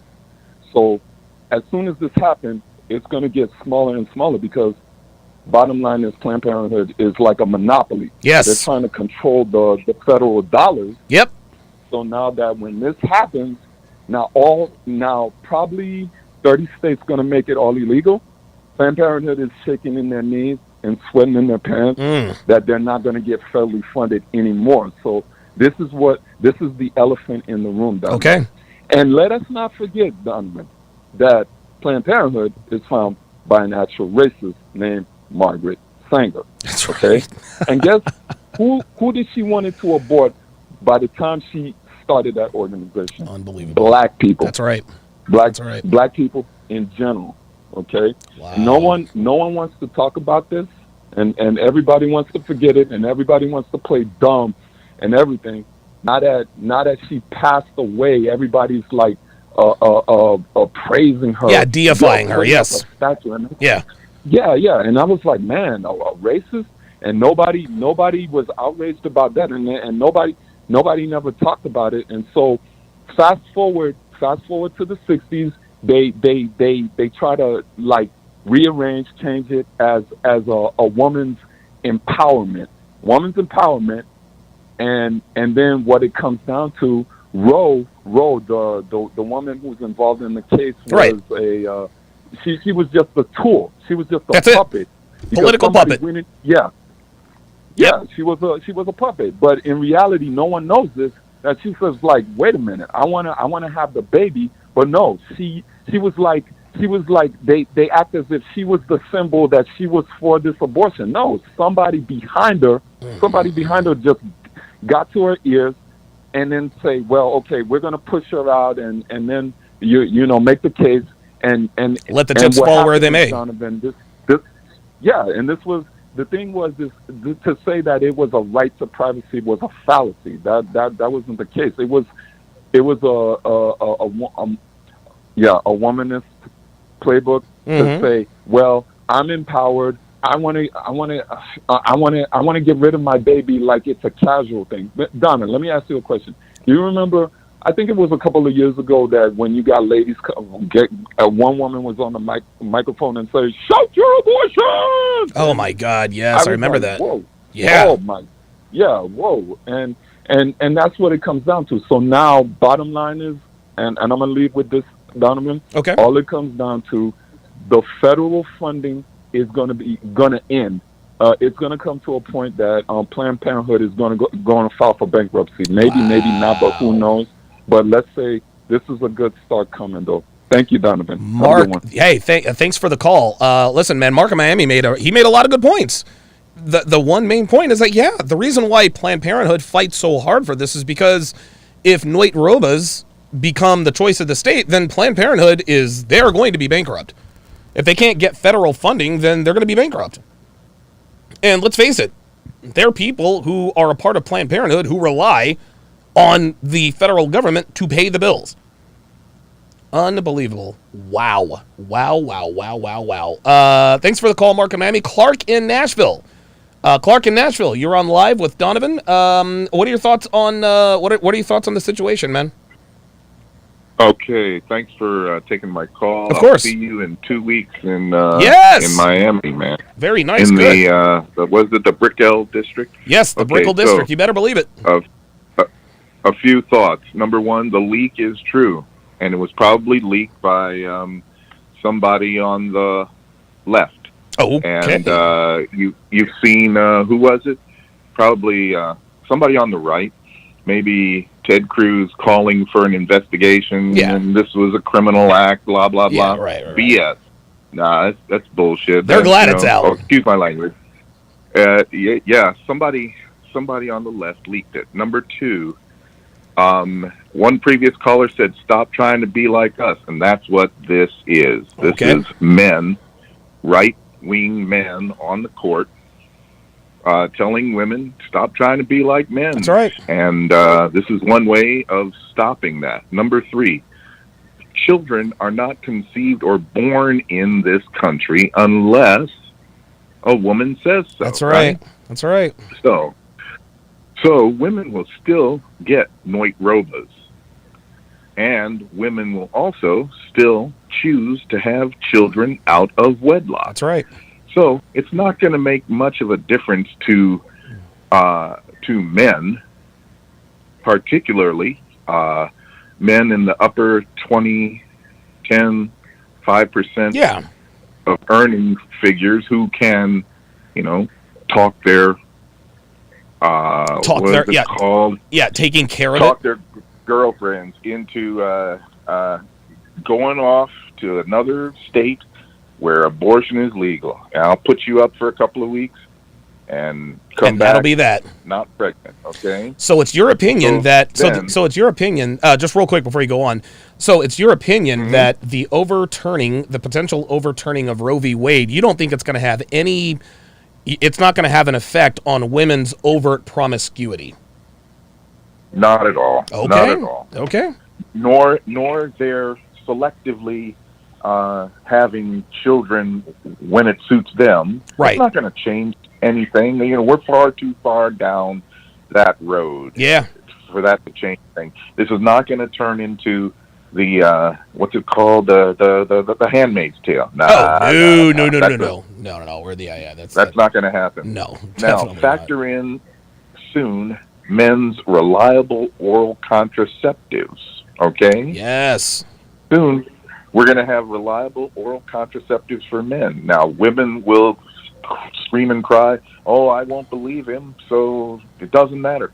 But if they want to have sex, then they're going to have to consider that option. Yeah, man. And then, gentlemen, please don't get cut for that reason. The reversibility of vasectomies is far lower than the reversibility of a bilateral tubal ligation, both of which have a failure rate. Okay. Yes, they do. So gentlemen, don't get cut. All right. All right. Next, a small number of female, air quotes, influencers will get their diminishing numbers of followers to boycott boys and go gay or bi. Wow. They're gonna you talked about a TikTok where women are saying, "Oh no, we're gonna boycott boys." Yeah, right. Okay. Yeah, a small number of them will do it.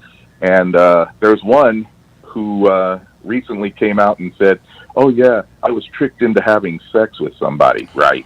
Of course Yes. you were, yeah. Anyway, a small number of influencers will get their followers to do that, but that's going to go away quickly also. Yeah, I agree. But listen to me now and believe me later. This does have implications for interracial, gay, and lesbian marriage and relationships. Really? Now, because, okay, yeah, I'd like to hear this. Go ahead. Because it's that Fourth Amendment right to privacy, and if there is no right to privacy in the Constitution, then people are going to be knocking on your door and looking in your bedroom. Wow. Okay. This follows. I mean, if the logic of this decision, written by who? Gorsuch, is it? Yeah. The logic is that there is no right to privacy, and there isn't. The right to privacy is a penumbra of rights produced by several different amendments. Okay. The Fourth Amendment, right to be free from unreasonable search and seizure. Right. Fifth Amendment, of course, right to not incriminate yourself. Right, of course. Sixth Amendment, let's see.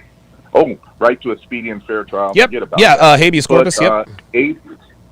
Eighth and 14th Amendments also have implications. Cruel and unusual punishment. For this right to privacy. Okay. But if they want to come out and say there's no right to privacy, then you're going to have the brown shirts, and I'm talking about right-wing folks, knocking on your door and coming in your bedroom, okay? So what I want to see is child support laws now changed to be more favorable for men who are grateful and want to be biological fathers. Yes. It won't happen, but one can hold out hope. You know what I'm saying? Sure, of course. And finally, I'm not going to go into political parties, but some of your previous callers did. Mm-hmm. And all I got to say is Obama got Usama. Obama saved the economy in 2008, 2009. Okay. Biden got us out of Afghanistan less than 2 years ago. And Biden killed the COVID outbreak. And so all of these things are real. We just have a short memory as a political electorate. And I have concerns for men, but in general, it's not going to be a dramatic change for the lives of men in this country. Okay. That's all I got. Listen, Clark in Nashville, thank you very much for bringing the knowledge, man. I greatly appreciate it. Yes, sir. Absolutely. Have a good evening, and we'll see you in Miami. Yeah, I'll see you in a couple weeks, man. Clark in Nashville, bring in the strong opinion. I like that. I like it very, very much. Let's go to C-Dub, also in Nashville. We've got back-to-back Nashville callers. Actually, C-Dub, hold tight for a second. I need to read one very important super chat. Geeky Anomaly with the $5 super chat says, I remember that interview. Oprah said Trump was intelligent and asked him if he would ever run for president. That is exactly right. Then Geeky Anomaly said, I'm calling it now. Within 100 years, we will have a single man tax and legally enforced arranged marriages. Man, I'm trying to tell you, man. Dude, here's the thing, Geeky Anomaly. It's already here. The single man tax is already here. I'm a single man. I'm a high-earning single man with no children. Dude, I get my ass handed to me every single year in taxes because I am reproductively responsible. I'm not tied to the government legally as far as a marriage is concerned, and I don't have any children. The only way they can extrapolate resources out of guys like us is to tax us on the back end. So, listen, you might have already done like a past-future prognostication. Okay, now let's go to C-Dub in Nashville. C-Dub. C-Dub in Nashville, what's on your mind? Hey, Donovan. Great show today. Good to talk to you. Thanks, man. Wanted to chime in. You know, as you may know, I'm a lawyer myself, and since this has to do with some legal stuff, I'm gonna try and stay as much on the legal and as far from the political because I care way less about that. Fair enough. But then one insight about the leak itself that I find interesting, which is also legal. So, first things first. If this draft decision goes forward as written, which it looks like it may, but let's just say it does, other callers are correct in that it does not and will not, quote, outlaw Noit Robas. That's never been on the table. That's not what even that's what the people who are behind the cases that got to the Supreme Court ultimately would like to see happen. Right. But in order to be able to make that happen in their state, they have to kick the legs out, legally speaking, from under the federal so-called right to Noit Roba that was invented like 50 years ago. And so that's what this is about. But if that actually happens, you're going to have about 30 states where Noit Robas are not legal and 20 where they're legal. Mm-hmm. The reason that so many people have heartburn about that is because this country was set up, with the states being the closest representatives of the people. So there's going to be a lot more accountability where people have to stand and be called to account by people who are close enough to, vote them out of office, let's say. Yeah. Because it's expensive as hell to put somebody into federal office or get them out. But it's way less expensive to, get rid of a state legislator that you don't like. There you go. If this goes back to the states, then there's a much bigger chance that state-by-state campaigns to succeed on this issue, if Noit Roba outlawing nationwide is an ultimate goal, then that's how you do it. Okay, so that makes sense. That's the concern from the Noit Roba lobby there. Okay. Second off, let's go to the leak thing because I find this fascinating. So it was no doubt leaked, this draft was. Yes. But Chief Justice Roberts made an interesting decision because he said, it's so egregious and I'm going to get to the bottom of it. Right, but right, guess right. who he tasked with the investigation? The Marshal of the Supreme Court, okay? The problem with that is that entity, that office, that position, such as it is, has no enforcement power, no subpoena power, and no arrest power. So you know what they can do about it? Jack squat. Yeah, they can't do anything, right? And it was done that way by design because that's how he wanted it. He wanted to be able to say he's doing something, but not really have to do something. Because if he had called in the FBI, all of a sudden the stakes go way up. Because if you lie to the marshal of the Supreme Court, you know what happens to you? Nothing. Nothing, right. If you lie to the FBI, they hand out dime pieces in federal pound me in the backside prison like people hand out Pez if you lie to the FBI. That's right. So that's why it didn't go there. And then last things last, biggest picture, the reason that the folks, frankly, on both sides of the aisle, such that there are people like that, are so terrified of this is a bigger societal and even a generational picture. Because think about this, Donovan. Okay. No one has told the feminists, the Noit Roba lobby, or any of their ilk no for at least 50 or 60 years. No one. Nobody. Yeah, you're right. And if the highest court in the land comes down and says definitively, hey, guess what? The Constitution, which, by the way, is mostly a charter of negative liberties, meaning it's not saying what the federal government is supposed to do for you. It's really saying what they can't do to you. 100%. Yeah, the federal government. 90 seconds. There were 3 crimes in the federal code: piracy, treason, counterfeiting. That's it. There are thousands of those laws now. What I'm saying is the federal government has engaged in hella mission creep over these centuries. And so the big concern is that enough people might actually wake up and say, hey, if the federal government had no business in the Noit Roba issue in the first place and never did, what else are they mucking around in and messing up that they don't need to be involved in? And how might we get them out of there? That's what they don't want. That's what they don't want because they don't I don't think even if they did know the answer to the question, to that particular question, they damn sure don't want the answer getting out. I'll tell you that much. Oh, no, absolutely not. And so that's the bigger concern. Okay. As far as the other political stuff and, what it's going to mean for men and women, I think the answers to those things will shake themselves out, but I think it's probably going to be in 20 years before we see any statistically measurable results of that. Mm-hmm. And I think we can ignore most screeching Harridan feminist idiots on Twitter and the blue checkerati, honestly. So that's my take. See, now the Nashville, I like that, the blue checkerati. Thanks for calling in, man. I appreciate the insight. 10 seconds. Thank you. Have a good one. Absolutely. Guys, don't drop off. If you are in the queue, you will get on the show. If you are in the queue, you will get on the show. You call it the blue checkerati. That's fucking great. That's the funniest thing I've heard in a while, man. The blue checkerati. Aaron in Brooklyn.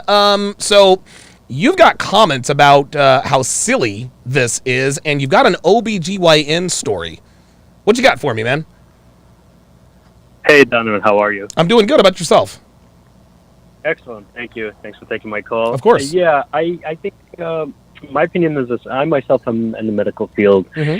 I think it's nuts how religious zealots such as Amy Baron Cohen, right, who Trump put on the Supreme Court, we knew that the whole purpose of her main goal for getting on the court was to outlaw abortions. I'm sorry, enrobees. Yes. And I don't think these people see the long-term implication of their actions. Okay. I'll tell you what I mean by that. Okay. You mentioned a couple of minutes ago how you're getting absolutely, blasted on taxes. Yeah. Same thing here. I pay close to $40K in taxes as a single man in New York, 0 dependents. When women are forced to bear children they might not want, ultimately that's going to fall on the taxpayer. And I think if you look at it largely, it's a collective tucking, if you will, because most taxes are generated by men. Most tax revenue are generated by men. And when men are going to be forced to pay for the offspring of other men because women have no option now to delete said offspring, I don't see how that's fair at all. I think a compromise could be made But the conservatives, which I'm generally conservative socially, fiscally, but on this issue, I think they're just so far gone that they won't hear any compromise at all. One compromise I can think of is, why not outlaw this procedure after 20 weeks? 20 weeks is the point at which it's generally accepted that viability occurs. Okay. Which means that the fetus would be able to survive outside of the mother. Right. If this is going on at 4 weeks, 5 weeks, 6, 9, whatever, those clump of cells, they would not survive outside of the mother's body anyway. And now you're just bringing this child into the world, and you're putting it on the backs of taxpayers and people who have nothing to do with this child. Exactly. Oh my God, exactly. And I don't think that's fair at all. I would have had this procedure not been legal, I myself would be a father now to a child I quite frankly didn't want, and I never did to the girl.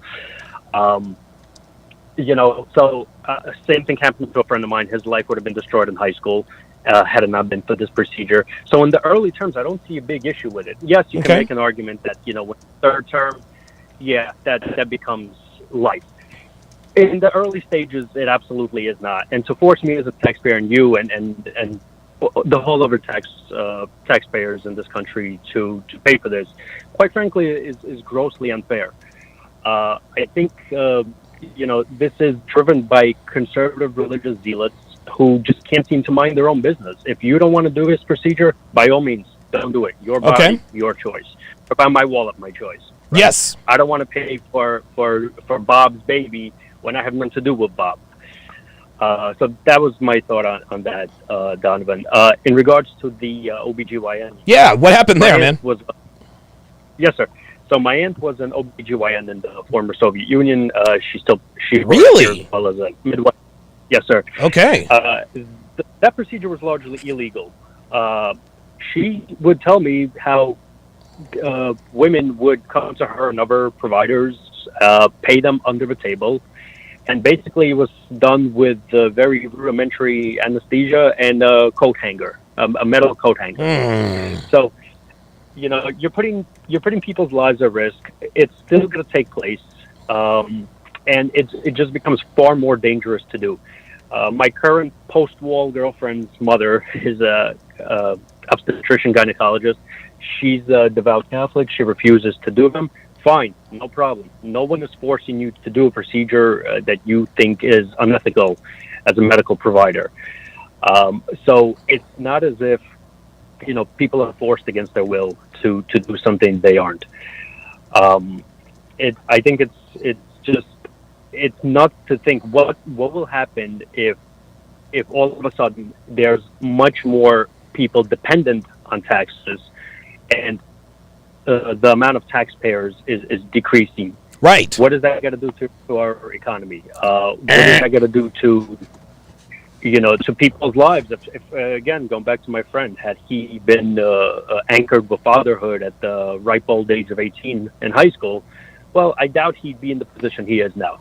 You always preach that the number one thing that a man should avoid in order to not destroy his life. Damn right. Is having kids having kids early. That's right. Having kids with a woman he doesn't want to have kids with, and that was certainly the case with my buddy. The girl was a histrionic, complete nut job. Oh my God. He would have been on his own with that kid. She can't take care of a cactus. That's bad. Cactuses are very easy to take care of. Exactly. So, let alone the child. I remember a story. She got a puppy. She brought it to the beach, and I told them, listen, this is a puppy. Dogs don't really sweat. You got the dog under the sun in New York City in the middle of summer. It's going to dehydrate. What is wrong with you? Right. Common sense. So it's if people don't want to have kids, by all means, but forcing them and then in turn transferring that responsibility onto the taxpayer is absolutely nonsensical. No, I agree 100%. Let me ask you this one last question, Aaron, before I let you go. Do you think that overturning Roe v. Wade, do you think it's going to have short or long-term implications on female promiscuity or lack thereof? How do you think women are going to react in the sexual marketplace? Excellent question, Donovan. Thank you for reminding me. I want course. to touch on that as well. I don't think it'll have an effect. People are creatures of habit. Okay. I don't think overnight things will change. I think if it is overturned, it would probably take years for attitudes to change. But in this hookup culture we're living in, in this culture where women just go on apps, dating apps and other apps, and they could find a good time any evening of the week. They could go into a bar and leave with a guy that night, no matter how grotesque she may be. I really don't think it'll change. I think that if it is overturned, maybe condoms will be used a little more. Maybe there's going to be less, overt risky behavior. Right. But I don't see it changing largely. I don't see a 180 happening. Okay. I think it's largely going to stay the same. And lastly, if we think about a lot of crime in this country is committed by men. Yes. Who have never had a father figure in their lives. They gravitate to gangs. They gravitate to other male figures that aren't positive. And if we outlaw this, well, what's that going to do to that situation? Only make it worse. Wow. So yeah. So I think societally it'll be quite poor of an outcome. Okay. Again, I'm all for compromise. Let's cut it off at 20 weeks or whatever. Yeah. But outright make it illegal is pretty nutty to me. And I wish these religious fanatics would just mind their own business, apply their religious beliefs in their own lives, and leave the rest of us alone. Okay. All right. Very good. Aaron in Brooklyn, thanks for the call. Yeah. So Aaron came from the other side. He thinks that, hey, listen, man, don't be in people's business. I disagree with him on that fundamentally, but this is why these conversations have to happen. Angel in California, I'm coming to you next. Followed by Lamar in Arkansas. Let's see here. Chris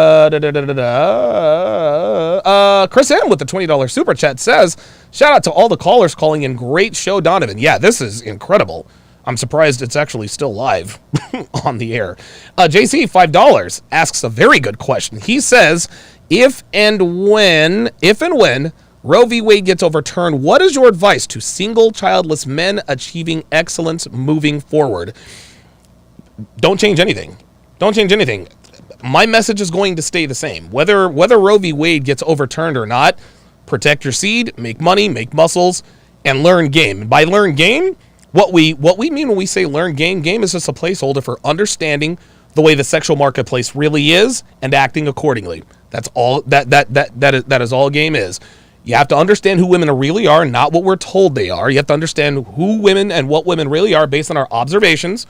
Okay, and acting accordingly. And if you want to know how to act accordingly, you subscribe to guys like myself, Myron Gaines, Kevin Samuels, Coach EO, etc., etc. Good question, though. Kevin C., $5, says, great callers. Okay, let us go to Angel in California. Angel in California, you are in favor of Roe v. Wade being overturned. Is that correct? Yes, I am. Okay. I say that because I think that because you're asking that question towards the end, do you think that's going to change women's behavior? Mm-hmm. It may not change overnight, mm-hmm. but I think slowly yet surely it will, and I believe there may be a culture shift, and really? I think things would get a little bit better. Yes. Okay. Eventually, then they'll be forced to raise their daughters mm-hmm. to have better morals. We'll probably see a lot less, quote-unquote, bastard kids mm-hmm. running around here. I just think on a moral stance, things will get a lot better. We'll just see more people that are more family oriented, not this hookup culture crap and all this drama and craziness that we have going on. I think that's going to force people to get themselves together, to act right. See, Angel, I agree with you. Society, Yeah, I agree with you, Angel. And I agree. See, here's the thing. We always say everything works in theory, right? And so if they make Noit Robas illegal or much more difficult to attain or achieve or get, then women are naturally going to be more sexual discriminate. And for better or worse, they're not going to be sleeping around as much for whatever reason, whether they just want to avoid getting pregnant and avoid having babies. I agree with that 100%. However, what a lot of people who disagree with me, and we've heard people say right here on the phone lines, they don't think it's going to change women's behavior. I agree with you totally that it's not going to change overnight. But I think if this thing gets overturned and it stays that way, it is. I think I really, maybe I'm just being optimistic, but I really do believe that it will change the behavior of women. Now, all of a sudden, the top 10, 15% of guys aren't going to be smashing all the girls because all the girls are going to be sexually discriminate. So is that what you're thinking that's probably going to happen as well? Yep, it will, because at this point, they'll be, like I say, they'll pretty much be forced to choose right. And not just out here willy-nilly with anyone and not having anybody's baby.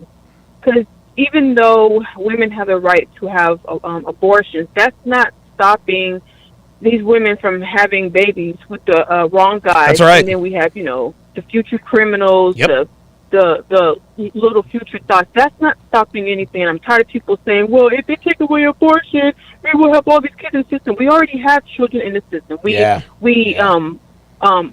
already have the quote-unquote bastard kids that nobody wants to raise. We already have these problems. So clearly and obviously, abortion is not the answer. It's not.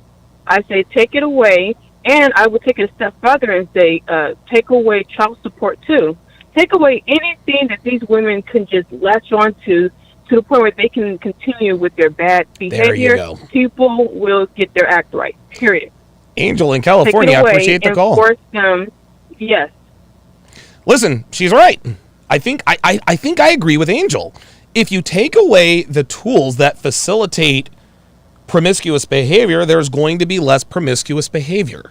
Because again, before Noit Roba and hormonal birth control were around, women didn't have a choice. They had to be sexually discriminate. They had to wait until marriage to have children, because if they had sex, there was a chance of pregnancy. If they have sex, they could get pregnant. But when you add hormonal birth control, which not only that prevents pregnancy, so now that encourages women to go out and have sex with random men, unprotected sex with random men, then the last resort on the back end is the Noit Robas. Sweet, listen, ladies, listen, if you want to, what this comes down to is this is just like Angel said, this is forcing women to alter their behavior. This is forcing women to alter their behavior. If you don't want an unwanted pregnancy, you have one of two choices. You can either take birth control, which has shown to be 99.9% effective, or you can stop having sex. And because we know that women are not going to stop having sex, hormonal birth control is the answer. But that's been the answer for the last 50 plus years, but they still want Noit Robas to be on the table? It just doesn't make any sense. It doesn't make any sense. Women have every conceivable advantage to propagate their irresponsible behavior. Yet the termination of an innocent human life, that's something they want to keep around. Just doesn't make any sense, man. I think it's cruel. Lamar in Arkansas. So you have an answer for my short-term dating market effects if Roe v. Wade is overturned. What you got for me? Yeah, hey Donovan, how you doing? Doing good, man. How about yourself? Not too bad. I'm going to try and be as concise as I can. Okay. So I don't think that it will change overnight, not immediately. Okay. Because there are two things that women could still fall back on if the Noit Roba, were done away with, and that's pinning the baby on the best possible candidate they can. Ooh, wow. Or the government. Okay. So, and this is just a thought experiment I have. I am more than aware that this will likely never happen. But one thing is mandatory paternity tests for every single child that's born. And number two would be the government does not assist you. If you have a child out of wedlock, you are on your own. Right. Yeah, there you go. There you go. That's the way it was back in the day, Lamar. If you had a child out of wedlock, you were essentially ostracized from the community. You want to know what that did? That prevented out of wedlock pregnancies from happening. See, this is the thing.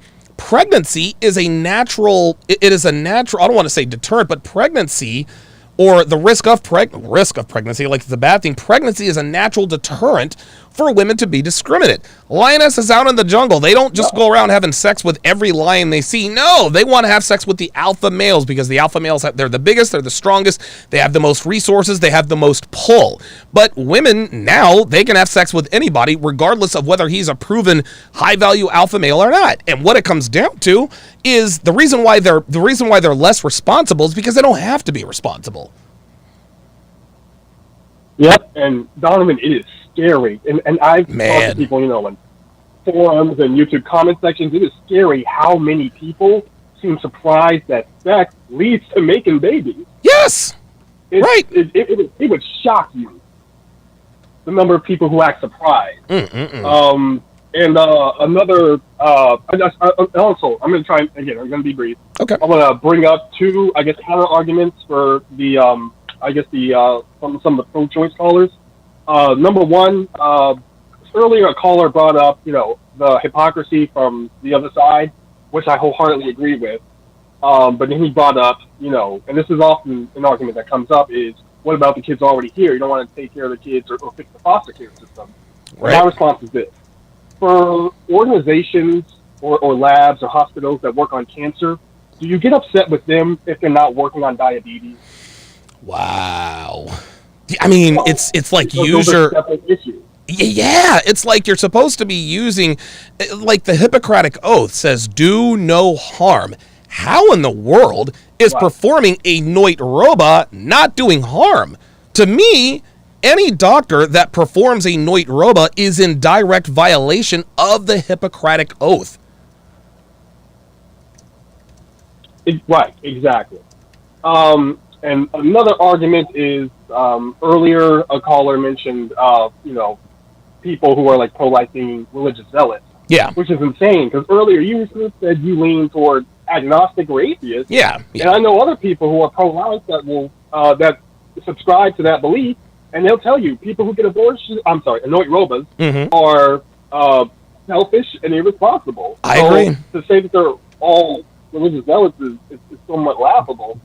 But yeah, to me to me the religious zealots argument that's the religious zealots argument to me that doesn't hold water, because I think that most people these days who are pro-life, they really do hide the fact that they are religious zealots. So we don't really know if the religious zealots are behind this whole pro-life thing. But I think that most people who are pro-life understand a human's basic right to life and human decency. Again, this is killing people before they are born. In what universe is killing people before they are born the right thing to do in any situation? Dude, if you're a Democrat, Republican, if you're a Catholic, and I just don't understand how that could be the right thing to do in anybody's eyes. If you're a human being, you would have a problem with people being killed before they're born.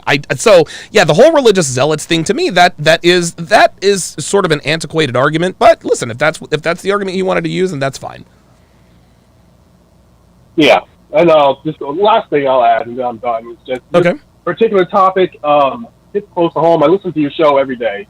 Thank you. I just want to say that it's something I look forward to during so I love what you're doing, but thank you, man. This hits kind of home for me because I have a friend. He and his wife are actually trying to get pregnant, and it's for whatever very hard.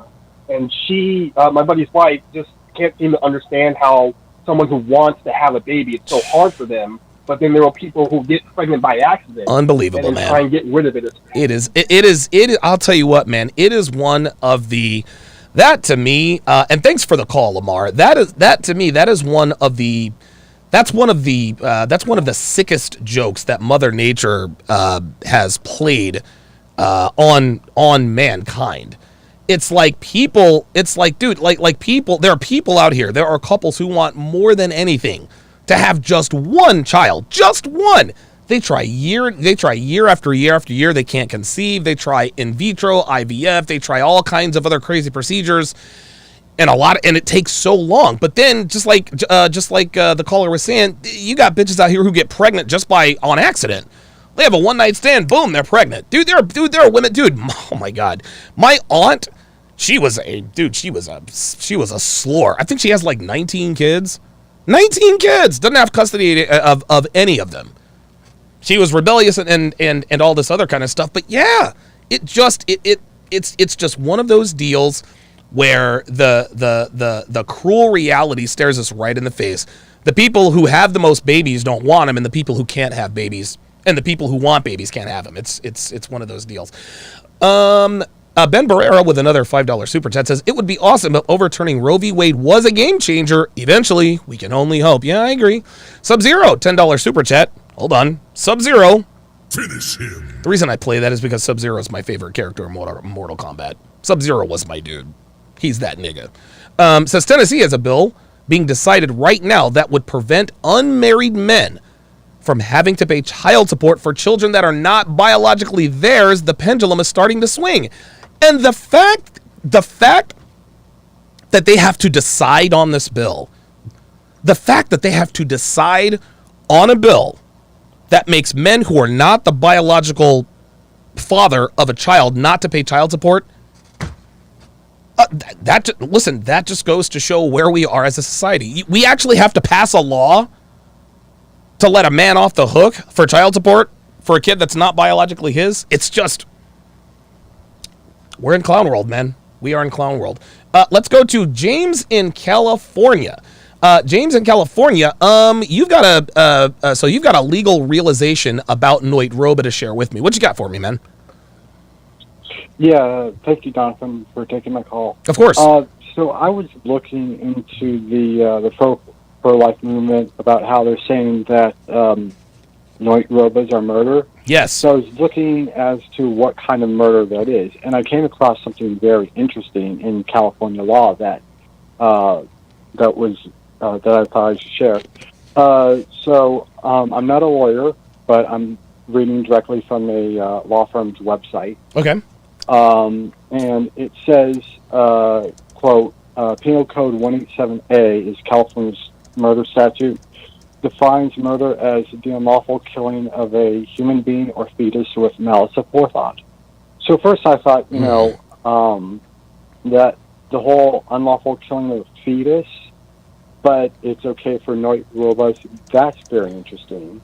Okay, yeah, right. The other thing, so then they define unlawful killing as a homicide. A homicide is killing another person, whether lawful or unlawful. Therefore, it includes murder, manslaughter, justifiable killings, malice aforethought. California homicide law defines malice as the mental state constituting malice aforethought does not presuppose or require any ill will, or hatred of the particular victim. When a defendant with wanton disregard for human life does an act that involves a high degree of probability that will result in death, right, he or she acts with malice aforethought. Okay. Both malice and both first and second degree murder require malice. Malice may be express or implied. Okay. Express malice means intending to kill the victim. Malice is implied when the killing resulted from an intentional act. So I think what you're trying to say, James, is that Noit Roba qualifies. It qualifies as murder. That's what it sounds like you're saying to me. Yeah, I'm thinking it qualifies as first degree murder. Yep. And the other thing I found very interesting was capital murder, which is punishable with life imprisonment or death penalty. One of the special circumstances is killing for financial gain. So every woman that does a Noit Roba, is she selling it for financial gain because she's getting money for her career and advancement and everything. Dude, I'm gonna tell you what. If you were the right kind of lawyer, you could make a case for that. You could make a case for that because, again, the reason why women have Noit Robas is because of the inconvenience. It's inconvenient to their lives. I don't want to ruin my body, etc., etc. But that's really what this is. And it sounds to me like you're making you've made a pretty. Listen, nothing is definitive, but you have really made a good case for this potentially. For potentially first-degree murder. Noit Robas could really qualify as first-degree murder because it appears to meet all of the elements of said law. I got to move on to other callers, James, because we've got to do our breakdown here pretty soon, and I don't want to run out of time. Let's go to Lavelle in Dallas. Lavelle in Dallas, you're on with Donovan, and what do you got?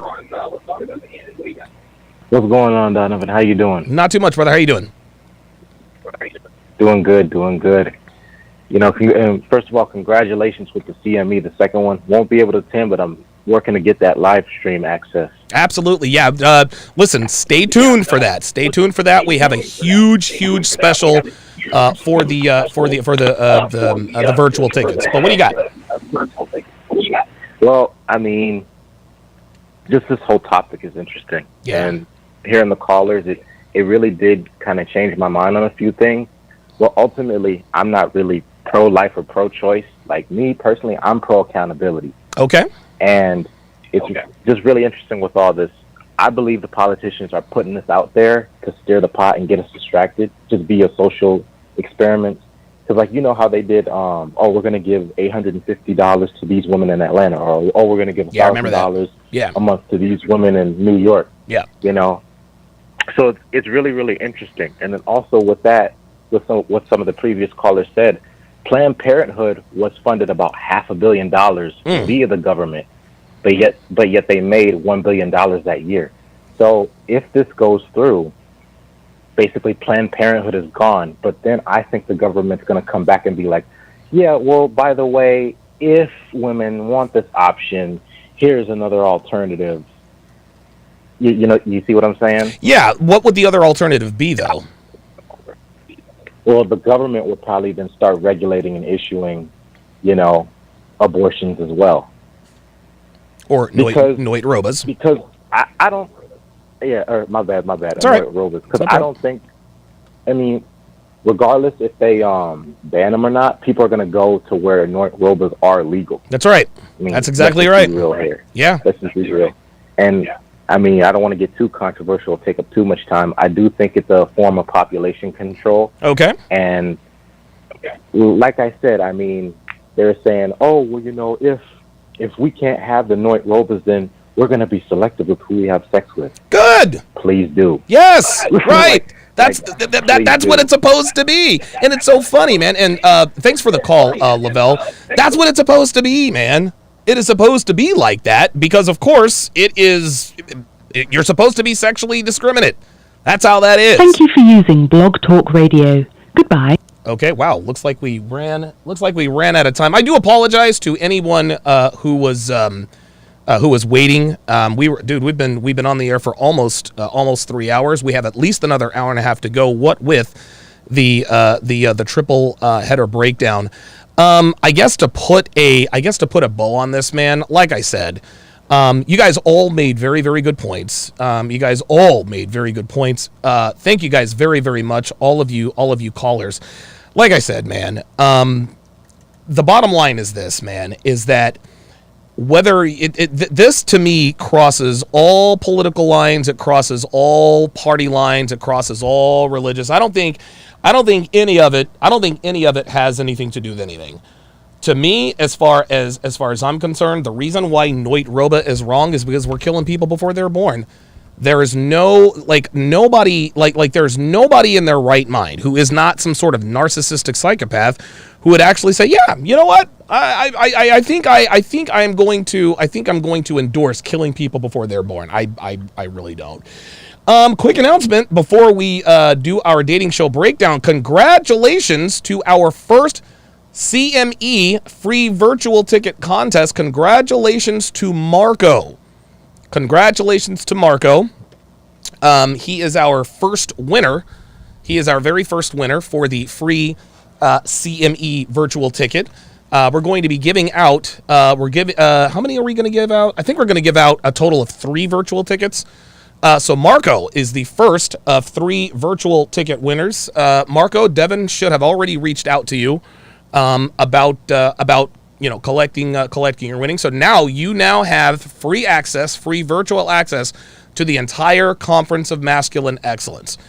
So congratulations to Marco. Guys, if you want to enter the contest, go to masculineexcellence.com/win. masculineexcellence.com/win. Plug in your very best email, and we will be selecting at least 2 more virtual ticket winners.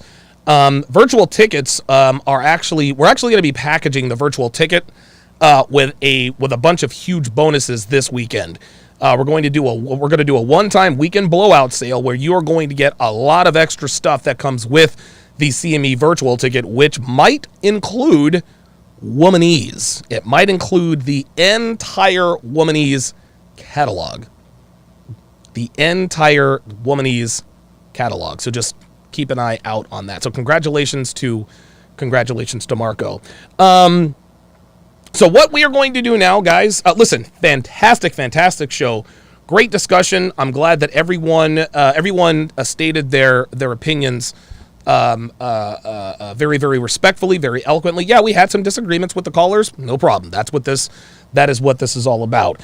Thank you guys very, very much for tuning in tonight. If you want to get in on the doubleheader, the triple header, rather, right after this stream, guys, I will be breaking down The Ultimatum, Temptation Island, and 90 Day Fiancé. That's right, The Ultimatum, Temptation Island, and 90 Day Fiancé. I'm going to give you guys an hour. I'm going to give you guys 1 hour of bonus material every day. 1 hour of bonus material every single day. Well, every weekday. So if you want to watch, if you want to watch for free, live, download the Sharpstream app. It's available for Android or iOS. If you want access to the replays, this is 13 seasons, my entire catalog of dating show breakdowns. It's over 1,000 hours of play-by-play, line-by-line dating show breakdowns. Dude, guys, this is real life, real time. I break down the body language. I break down what they say versus what they mean.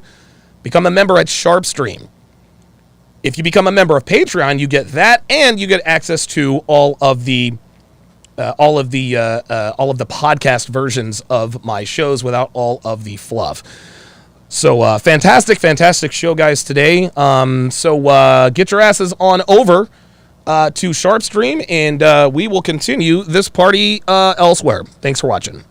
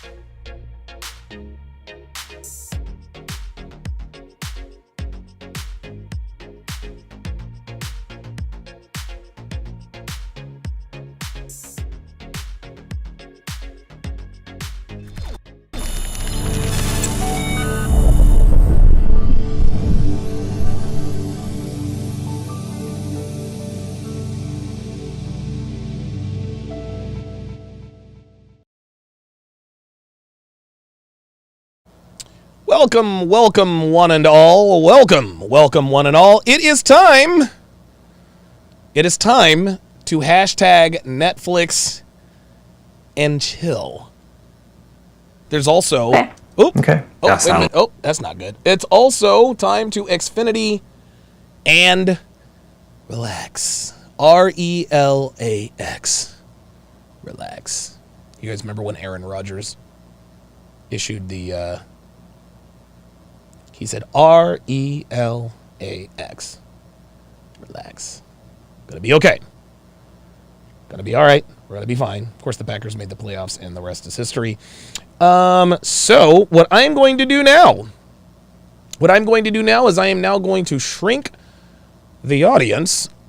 I'm now going to shrink the audience because my computer ain't acting right. There we go. Finally. All right, we are now going to shrink the audience. And so I am now going to I'm going to say goodbye to Sharp String. Here it is. I am now going to say goodbye. I'm now going to say farewell to my my D Live audience.